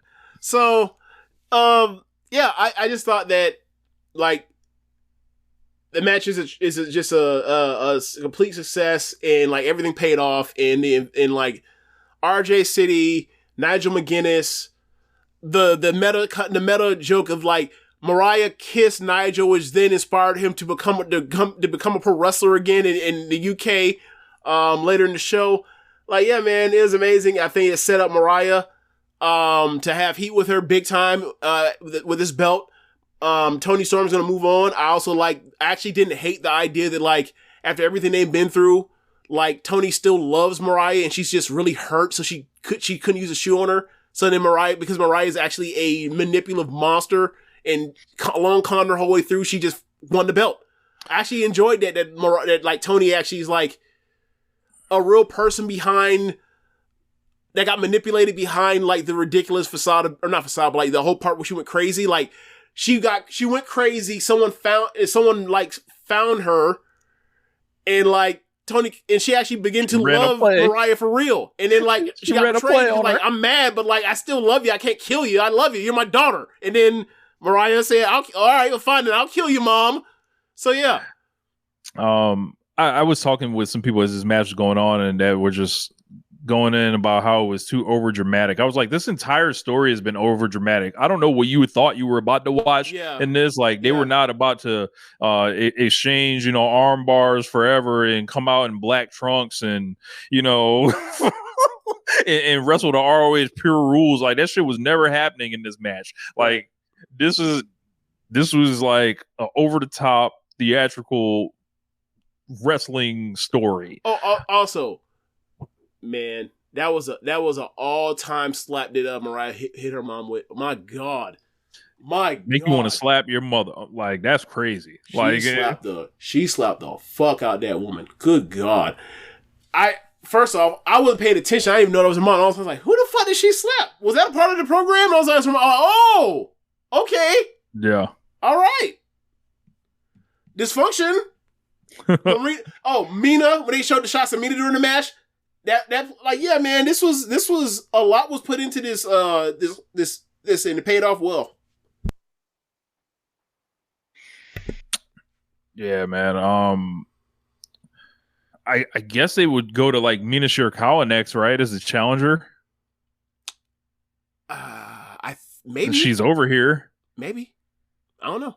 Like, and she's here for a month. I did see that she was over here. I saw a picture of her and Kyrie together. Oh, also that man. I'm gonna let y'all in on something. Hey, she's moved to America, buddy. Okay, she moved to America. I want to talk about that. I want to talk about that. I want to talk about that. Look. You ever seen the pictures of? I think I made that joke before. I'm gonna use that joke. I'm gonna use a different one.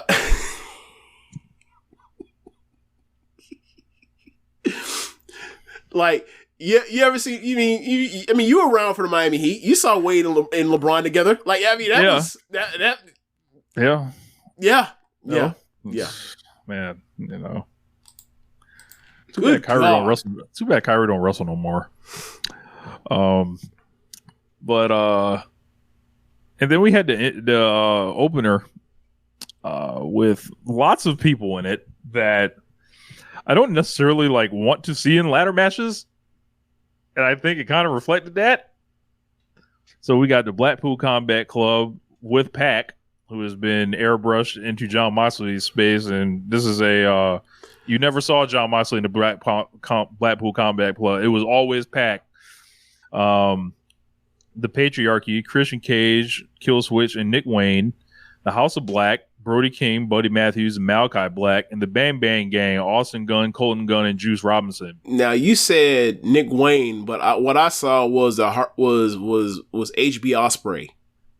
So I don't know, because he came out there in the gold and white like Shawn Michaels WrestleMania 12, like every fucking wrestler has done for the last almost 30 years now at this point. And then, but he was also, but it was in the Osprey, like, template. I was like, okay, all right. That dived through the ropes and clean. Then into the Canadian Destroyer. That shit was clean. Yep. Aside from that, I remember nothing about this match. I thought they did a million things in this match, and I thought it was actually really fun. I was stopped short of saying great, but I thought it was very, very damn good. And then like they told a story. They told a story with like Christian, being a carny with Luchasaurus until Pac wins it. And as you mentioned, like you're not supposed to remember. It appears you're not supposed to remember John Moxley or the Lucha Bros. Yeah. It's always Pac. And like if John Moxley actually ever does come back, like it's gonna be interesting because remember, Pac and Moxley had smoke since from Dynamite Day 1, from Dynamite 1. So been a long time since then. I mean, what I'm saying, like you got that. You before Kingston broke his leg or fucked up his leg, like you're supposed to have like the whole part like of the issue of Claudio and Danielson and the respect that Danielson now has for Kingston. Like there was gonna be a change within Blackpool Combat Club until Kingston broke his leg. And I mean, I hope there would be point of contention. Hopefully they get to do something interesting. They've needed to like shake up these dynamics. It's been years, and Willer Yuta's like still. Oh, Willer Yuta's gear was raw as fuck. By the way, guy, just the young guy that just takes ass whoopings for him. I agree. But just need to be said, his gear was raw as fuck on Sunday. I think Moxley would work in like some like Terry Funk fashion here. Like he comes back and he has Danielson for a title match, and Danielson be like, 89 Funk, okay, something like that. Like, but in that case, you got to make John Moxley win, and I don't want Moxley to win. Danielson has never beaten Moxley. Yeah. Like, and I don't know, like he wants to do his jiu-jitsu. I don't want to put the belt on Moxley. I'm all right. But, look, when Moxley come back, you just got to be like, hey, new year, new me, 2024. It's a weird year. We get back to the Moxley that has been for most of since he left WWE. Hey, Sue, I'm with you. I don't see it in Willer Yuta, similar in a way I don't see it in Ren Narita. They are the same nigga. No, they're pin eaters. Yeah, they're pin eaters. Like, I don't even gonna get into the Ren Narita thing right now, but like, yeah, Yuta is Yuta. Yuta is there Yuta is a tool. He is a narrative device. Like he's the guy to go out there and get murdered, which pisses off either Big Claudio or Big Swiss, Mox, or Dragon. That's what that is. If I could ask Willer Yuta one question in kayfabe, I'm like, why do you want to have all these 40-year-old niggas that just make you take the ass whoopings for years? Well, they don't make him take the ass whooping. In fact, his logic would be like, well, I was getting my ass whooped when I was in Best Friends, and now I'm out here with some real killers, and maybe I have some protection. Maybe. No. Oh. Because look, at the end of it all, I really did beat Chuck Taylor. That happened. I look forward to Tony Talk taking James on trial this week. Oh shit, that is this week. I shouldn't have said shit. I forgot. Now I gotta answer for this shit on 2 days' notice. Damn it. Hey, keep mad at me. I'll tell the truth. Did or did not Willer Yuta beat Chuck Taylor? That shit happened. He put that nigga's shoulders to the mat 1, 2, 3. I remember that. I remember that. Yeah. That man also. His own move. Yeah, he did. He got the pin Kenny Omega. I remember that, but he immediately gave that shit back. Oh, he and then some. Yeah. Kenny Omega, he paid that bad shit back like tenfold. Yeah. He beat it in like it was Allen Angels.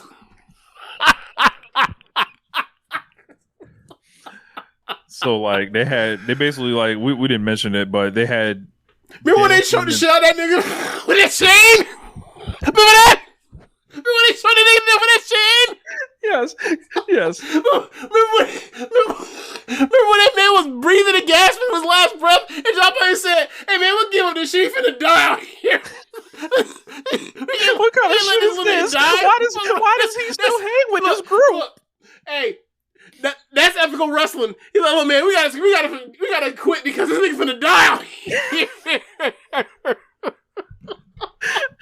Look, man, Willer Yuta. Get the defibrillator for your boy, Yuta, man. He finna die out here. Willer Yuta should come out at the beginning of the Dynamite and challenge Danielson for the championship that night and be like, I'll fight you right now. That'd be hilarious. Do something. Damn. But, that was All In. There was a pre-show that was pretty fun, too. But, yeah. I had a blast watching this. Honestly. Ishii and Stokely coming out dressed like the Remember the Time video was fucking hilarious. I missed that. I gotta watch it now. Hilarious. Hater came back and Hater made sure to come back earlier in the pre-show away from wherever Britt Baker was. I thought that was interesting. She ain't had no choice in that. I found it interesting. Look, she had no choice in that. She sure did have no choice in that. Let's see where it leads to. I was gonna say, if you gave her the choice, she would have probably chose to be on the show.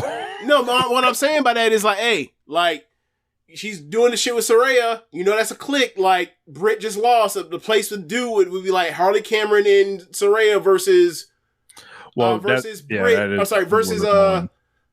Jamie, where like Britt makes a save for her and then they reunite because obviously like they were headed towards that match and never happened, and then you can start it back up again, or you make them a tag team. We'll see, because if they don't do that, that's going to make me like, hey, this shit people were talking about, like there's some smoke to that fire. You know what they should do? They should have Britt act like she's saving her and then turn on her. But you know she's going to save Jamie? Yeah. Oh, I mean, they're not going to boo Jamie, so sure, why not? So, I'm glad she's back, though. She's been gone for like 14 months. Yeah, and when you think about it, it makes sense to return here. Right. Hard at work in the gym. So, came back, and interested to see which way she ends up going. Yeah. But like with Willow around, or at a higher level with Stat around, just different division, man. So I think Athena's coming in like, eventually too. Say again? I think Athena's getting moved in. Yeah. I'd imagine. Yeah, there are a lot of people I want to see besides Britt Baker. So she better find a way to make herself useful. Like, Hater, nah, not no more. Brewhaven, right? I think that was the All In review. Great show. They got a pay-per-view in 2 weeks. Interested to see what's on that. Preliminary thinking, Osprey Pack. Yep. There. Swerve Hangman. Yep. Maybe Danielson Christian. Mm-hmm. Maybe MJF Garcia. That could be there. Interested to see like who could step up as a women's champion. If Nyla Rose challenges for the championship again, I'm gonna fucking laugh. Like, Nyla Rose against Mariah. I'm like, all right, man, y'all gotta stop this. Y'all gotta let her win. Already did Mariah. They already did Nyla and Mercedes, right? Yes. Yeah. So, I don't know. If it was me, they did her and Aminata earlier in the year on TV, and it was fucking awesome. Just like bring her in, because it seems like everybody else is wrapped up. Like they're gonna have a stipulation match with fucking Chris and Willow. We already know that. So I don't know who else you grab. Like, I don't think you'd throw Jamie Hayter there to just lose to Mariah. I don't think you go right back to a rematch. Shit, I don't know. That's why I was saying Mina for Mariah, essentially. Yeah. But I mean that's not a bad guess at all. But yeah, what else? So now that we're done with the show,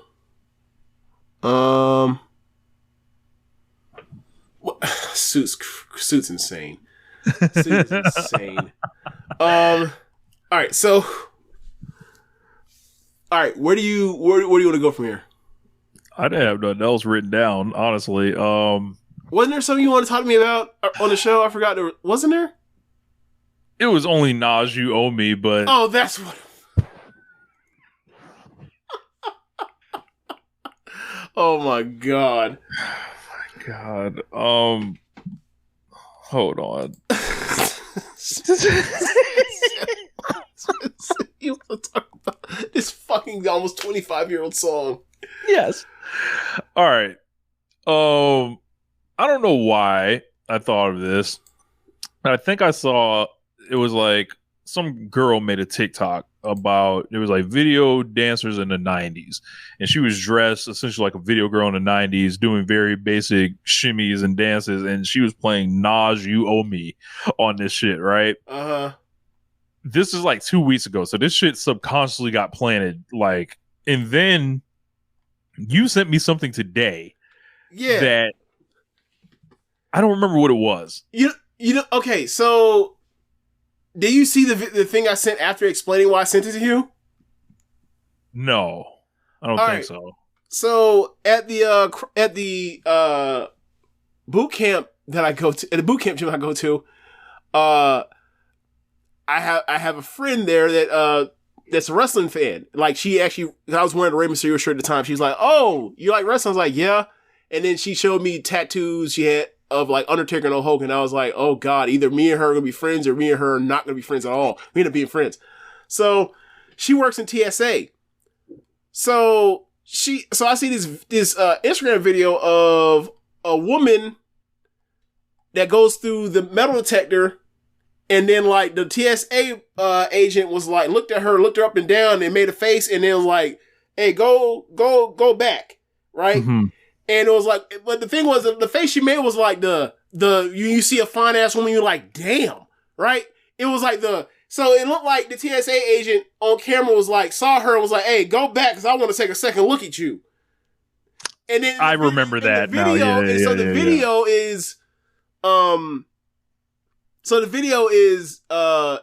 in the background they're playing the "You Owe Me" or whatever. That's right. So I said to you like, "Hey, I just sent this to my TSA homegirl and be like, hey, don't let me find out you out here sending them back to take a second look." And she laughed. But yeah, that was the gist of it. Okay, so that video I watched, and I think of why I was thinking about "You Owe Me" the other week, and then I watched the video to this today. The video, oh God, okay. And I don't think Jay-Z went hard enough on Nas for this. "You Owe Me" is quite possible, and Nas has a couple like very bad songs. This song right here is one of the worst rap songs of all time. One of the worst rap songs of all time? You're going that far? Awful. I want Nasir Jones, Elgin Lumpkin, and Timothy Mosley thrown under the jail for letting this out the studio. Like, retroactively, they got to serve some time for this. I mean, just like whoever wrote this chorus, I don't know who did. There's somebody else on the credits. Stephen Garrett, Y. Pickens. Stephen Garrett, not Sean Garrett? Yeah, Stephen Garrett. Okay. So, if y'all never heard Nas You Owe Me, pause this podcast, listen to it, come back, and then think about it. It sounds real nice. You know, the beat is like, you know, it's nice and bouncy, and it sounds like a club track, whatever. But then you listen to like what they're saying, right? Genuine goes, "Shorty, say what's your price? Just to back it up, you can hold my ice. Now let's say you owe me something. You owe me back like you pay your tax." This is Nas that comes in. Yeah. "Owe me back like 40 acres to blacks. Shake, pay me back when you shake it like that." And then they repeat that again. Yeah. And then I'm not gonna go through the absurdness of the Nas lyrics and all this shit. Just get to the genuine shit and sing it how you. No, get to the genuine bridge, because here's the thing. This thing y'all don't know about One Nation Radio listeners or viewers, whatever else. Rich, every blue moon, at random, will start singing this part, and it fucking cracks me up every goddamn time. So go ahead, hit it. Static Major wrote the hook. Oh, okay. Oh, so all right, we can't send him to jail. Look, we can't send him to jail. But hey, you know, hey, look, I'll say this. He co-wrote Pony, right? So it's like sometimes there's some good. There's some bad. Sometimes there's some good. So this man Genuine, remember they have this part where they're talking about the slavery and owe me back like 40 acres for black. So like Genuine comes on the bridge of the song. He's like, I put the shackles on your feet. You owe me something. You owe me shackles on your feet. You owe Nas. I think you owe me some. You're Genuine. You're Timberland. You owe.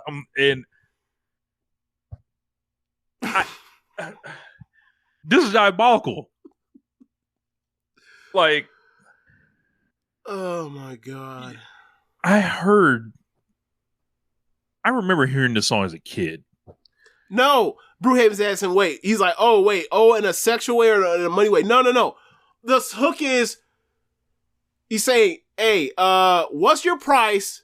I'll buy you. Just to back it up, you can hold my ice. Now let's say you owe me something. It's a quid pro quo. This for that.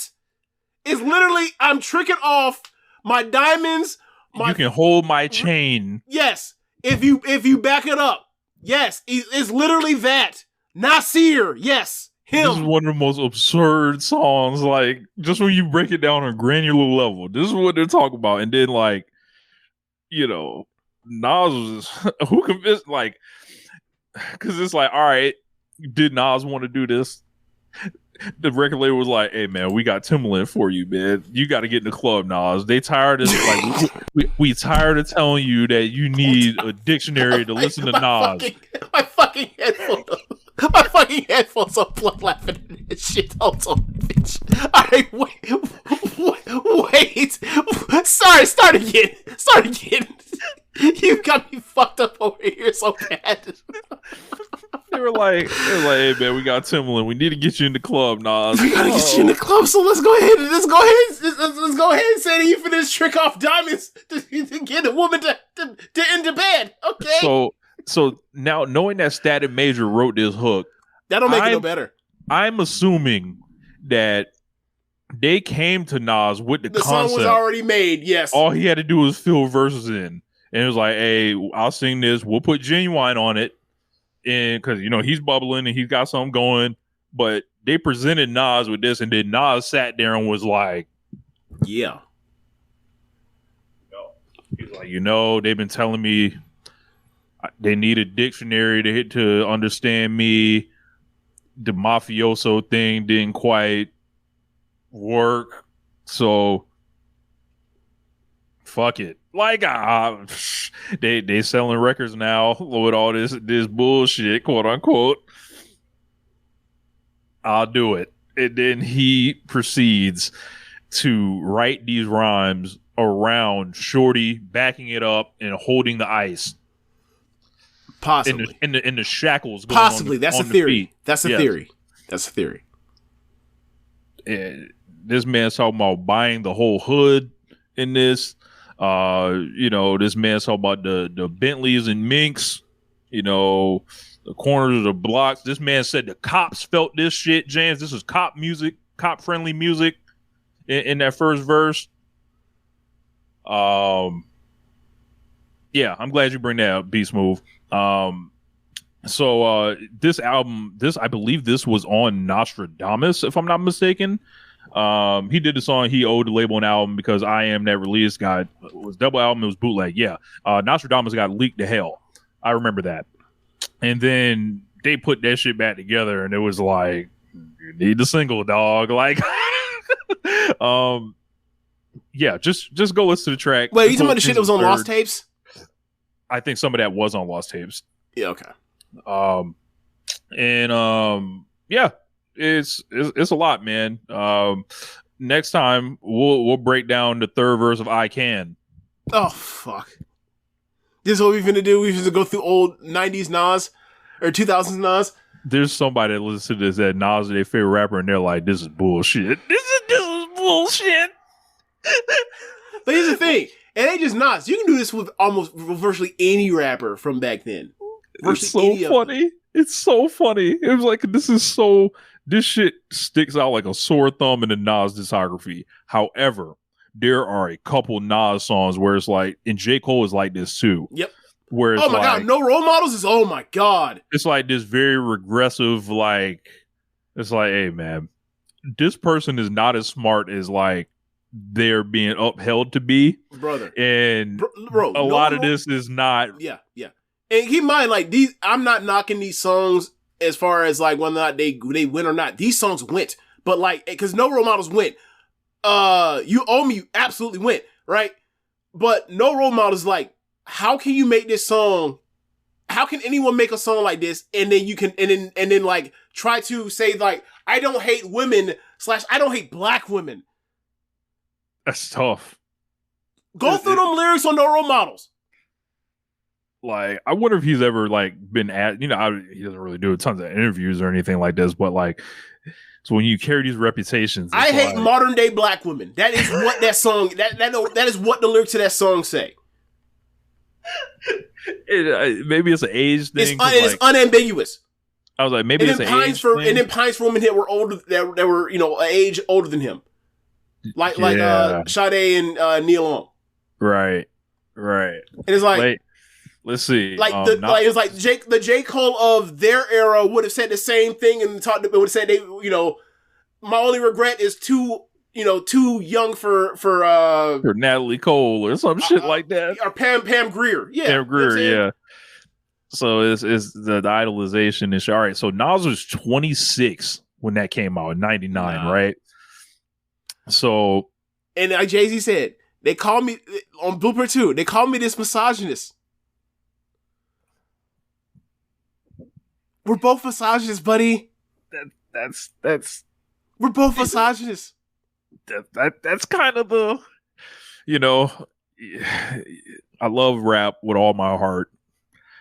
And even I'm guilty of making songs I look back on where I'm like, yeah, these were, I hadn't learned yet, right? I had a song called Good Girl once. Y'all will never hear it. Y'all will never hear it. You will never hear it. I don't know if you heard it before, James, but yeah, you'll never hear it.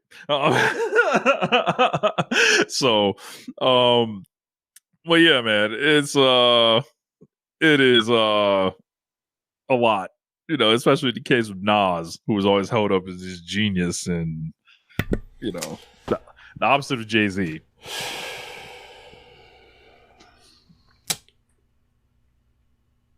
Yeah. I don't know how we got a whole segment out of Nas You Owe Me. How do I timestamp this and label this? I don't even know. Nas You Owe Me discussion? Nas You Owe Me discussion. All right, y'all. Thanks for listening. This is the end of the show. Be sure to Zekamaki with a good one because they just dropped some lists. Shit. Look, I'm gonna make people mad. T.I. is the best Atlanta rapper of all time. Look, my three favorite rappers of all time are T.I., Jay-Z, and Biggie. And basically, my rank is based on whoever I listen to last, right? That's kind of regard I hold those three in. I think Down 3000 is quite possibly in the discussion for most talented rapper I've ever heard in my life.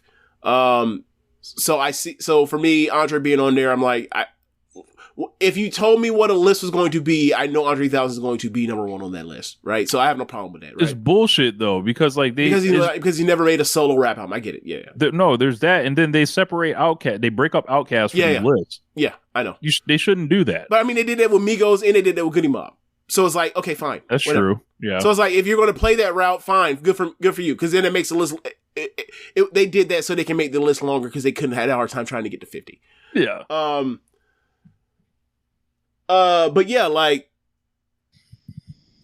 so for me, yeah, cool. I saw Future at number 2 and I saw T.I. number 3 and I was like, I thought people went crazy. I was like, okay. Like, if you want to put Future deserves to be in the top 10 of that list. Future probably deserves at this point because of how long this run is going. Deserves to be in the top 5 of that list. I ain't gonna argue, right? But there is a weird thing that we have done in the last decade or so with T.I. and Ludacris both, where like we pretend like these two were not like,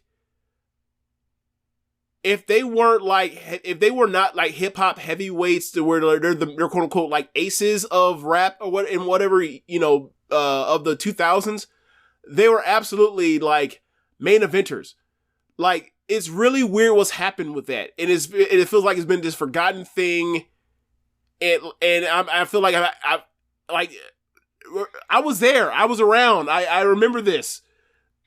Future has never been considered as big of a rapper relative to the rap game as T.I. or Ludacris were. Like 2006, they made a fucking movie centered around. They budgeted a movie centered around T.I. as the lead actor. They ain't doing that for Nevadius. Not happening. He had the number one album in the world. He had the number one song in the world that was a victory lap on Lil Flip. Like, I'm sorry. Like, hell, I remember, what was it? Was it Vibe or was it Source? Where they basically went through like rapper of the year, like how, you know, like Observer Wrestler of the year. They had a Vibe or Source like rapper of the year. T.I. was rapper of the year for 2006, according to them. Yeah. I don't necessarily think we've done that with Future. In that way. And it wasn't like they did it where only one person ever did it 1 year. Like, there were rappers that did it multiple years that were on the list for multiple years. It wasn't like that kind of charity type of thing, right? So it's just kind of weird now. Like that, like we just forgot, we're pretending like this stuff never happened. Like, yeah, it's like ever since streaming came in, it's like, bong, like you just draw a line in the sand, and it's like T.I.'s career didn't go through streaming. Yeah, cool. Seemingly. But neither did Andre's. So why he's number one? Dick riders. It's cool to say Andre 3000 is the number one guy or whatever. No, but the thing is, right, like, if you're going to make okay, so the list for the Atlanta thing was clearly like, it's not about who the best rappers are as far as like who made the most hits, who is actually the best rapper as far as the skill of an art of and craft of rapping, and then it's also not like, it's just basically like who had the most jams / slaps. I'm like, are we at the point now where we actually can say that like Future has made more slaps or more jams that could like quote unquote beat T.I. in a versus? I don't think we're there yet. I think that we're at a point now where Future would get out like all but like 4 or 5 people from Atlanta, but I don't think he actually would get out T.I. and Ludacris yet. Especially if we start saying, okay, do songs that aren't features are actually your song and your song by yourself. Like, I lean towards T.I. and all this because he, to me, has engaged with all the ways I would traditionally evaluate a great rapper on. Do you make great songs? Do you make great albums? Yep. Have you engaged in battle with somebody? He's got it all covered. Mm-hmm. None of them other people do. Like, and like, he's got a great rap crew that was with him at a certain point. Yeah. He put people on. Yep. Because Dro's on that list. He worked with the A-list people and held his own. Sold Swag a lot of us. He kicked all 3 of their asses. Like sold all the albums. Has a huge mixtape catalog of his own. Yep. Like, for me, this is absurd that T.I. got put at number 3. I thought he was gonna be number 2. So him being number 3 is like, wow. The thing that surprised me was who they put at number 2. I just don't think that Future, and this might be a generational thing, I just don't think that Future, people like resonate with Future actually in that kind of way outside of being like the songs he's done in these posse cuts with the OVO stuff. I don't like, and even now, like, you know, the 2 albums he dropped this year, only thing people talking about is like the Kendrick verse on that shit. Like, what's your favorite Future verse? Like, and then on knock his head, like he's made a bunch of, you know, he's made a bunch of great music, and he's made a couple of great albums, mixtapes, whatever you want to call them, because he don't even know what to call them. No one knows what to call them these days. But I have a hard time. I just have a hard time wrapping my head around a person that I don't think is like a crazy rapper being number 2 on a best rapper of Atlanta verse thing. And I'm just like, cause I don't think he's out hit T.I. or Ludacris. And he damn sure can't out rap him. Yeah. I was upset. I forgot where to put Dro in that thing, but like, bro, young Dro, like, look, man, even CeeLo too, like, this, like, look, Future, I like Future. Future cannot out rap CeeLo. He cannot out rap Young Dro. There are a bunch, there are a bunch of people he can out rap on the thing. Like, it just came down to who had the most jams, and happened to have made a shit ton of jams. I just don't think that his best 20 songs by himself are better than T.I.'s best 20 songs by himself, or same for Ludacris. Maybe I'm thinking that maybe that shouldn't matter in that way. Like, I'm thinking the versus thing, and then it shouldn't factor into it. I don't know. These niggas are 3 years of age apart. While Future was stuck in the dungeon, T.I. was the number 1 rapper in the world. What the fuck are we talking about, man? Like, and then like I'm comparing like his best stuff, and I'm like, is his best stuff better than Word of Mouth? Like, is 56 Nights better, or DS2, is that better than Word of Mouth? I think it might be on par. But like, then it's like, all right, does that mean it's as good as King or Paper Trail or trap music? And I'm like, no. What are we doing? I mean, whatever. Like we're like. And maybe look, I could very well just be like, look, man, I'm too old, and therefore there's something I'm missing in why Future resonates with younger people, with whatever else. But I like some of his records. I like enough of his records where I feel like I know his catalog well enough to be like, I don't think I must be missing something. And who knows? And all these lists are, I forgot who made this list. Who made the list? Complex. Okay. Who knows who's on that and what their backgrounds are? So I will say this: Future being number 2 is going to get more clicks than T.I. being number 2 at this point in 2024. Yeah. Somehow they keep breaking Andre 3000 through, and then like leaving Big Boy like just way the fuck like. Or is he like 8? It was something like that. It was like, how did you like? I'm like, the guy that actually put the music out, like you punished him, like, okay, right. And all also, like, the thing that this is the thing that's weird about that. Man, when people talk MP about underrated, I think this thing that the thing that gets people in trouble, or I feel like gets people in trouble, when they go so hard to like talk about how underrated Big Boy is, when like people give the praise about Outkast or give the praise to Andre without also acknowledging like Big Boy, is that like he did make great albums on his own, right? Like Speaker Box is a great album. The solo one with Shutterbug is a great album. But at the same time, the way that people, it seems like they're protesting too much when they want to be like, don't forget about Big Boy when people are talking about Andre. And like, I get it, because I love Outkast, but like, for me, I thought one was better than the other. While thinking both were fucking incredible, I thought one was better than the other. I thought one was a great rapper, and I thought the other one was one of the greatest rappers I've ever heard. You know what I'm saying? So I think that's why I was saying, if they don't separate duos and trios, are Outkast number 1? Yes, easily. Like, you get like, it's either them or T.I. Like, no.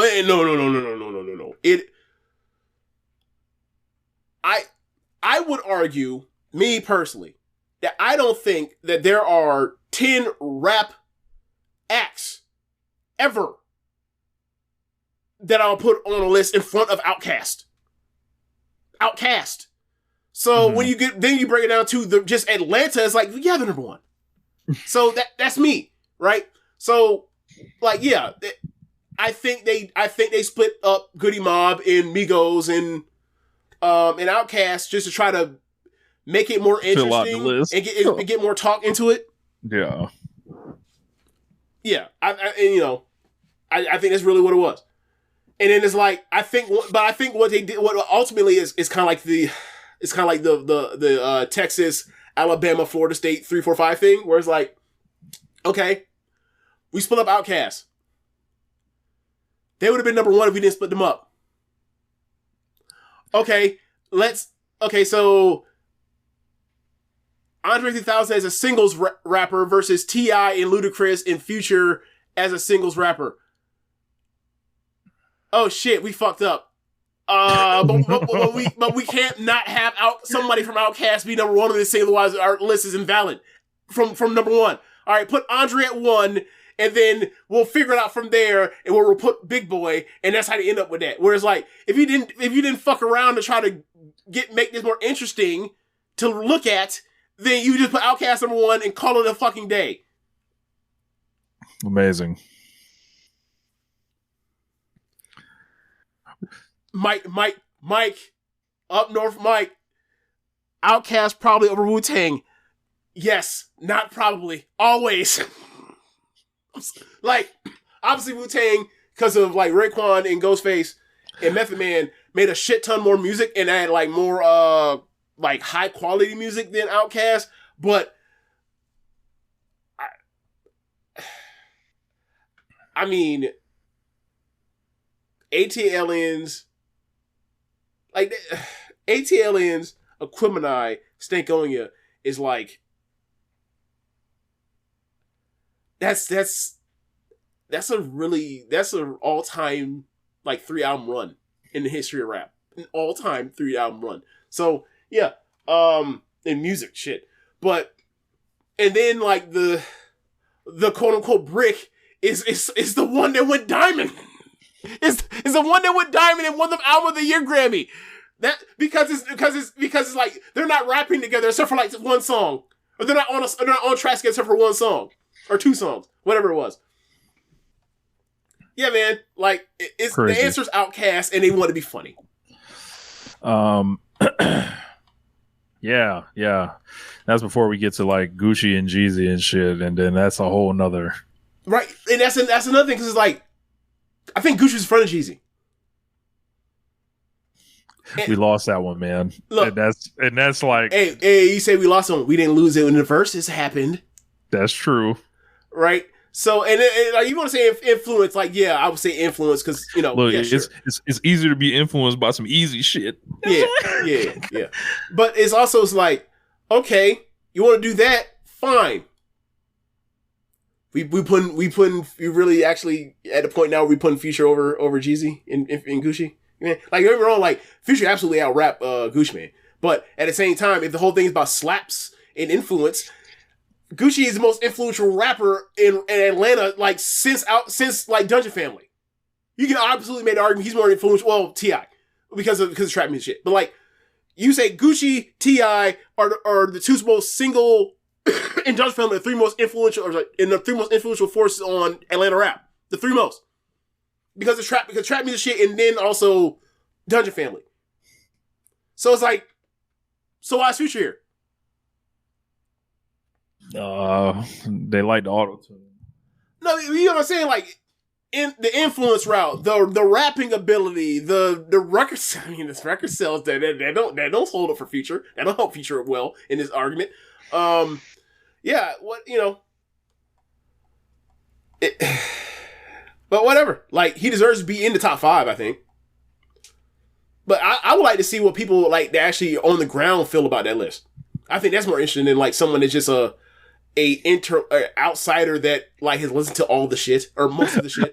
I should just go walk around somewhere in Atlanta, bring the camera and the mic and be like, "Hey, so what you think?" Well, I mean, if you do that, you already know who's gonna win. Nah, I don't even want to. Yeah. Guap will win. Yeah, that's funny. Like Gucci nigga, who else? Yeah. All right. You didn't hear what you know about that? No. You didn't hear right? No. Look, you didn't hear right with me? No, but Gucci's rims is bigger than rainbows. Yeah. I used to walk around that corner. Yep. What was the rest of that freestyle? Jesus. I forgot. We'll watch it after the show.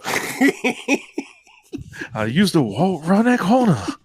Me and Fat Fool. Trapping like a fool. Yep. Trapping like a fool. Yep. Trapping like a bitch. I really don't give a shit. Something about bricks too. Yeah. That was funny. Well, we could leave it here though. Yep. All right. I can't believe we talking about this fucking Atlanta list. All right.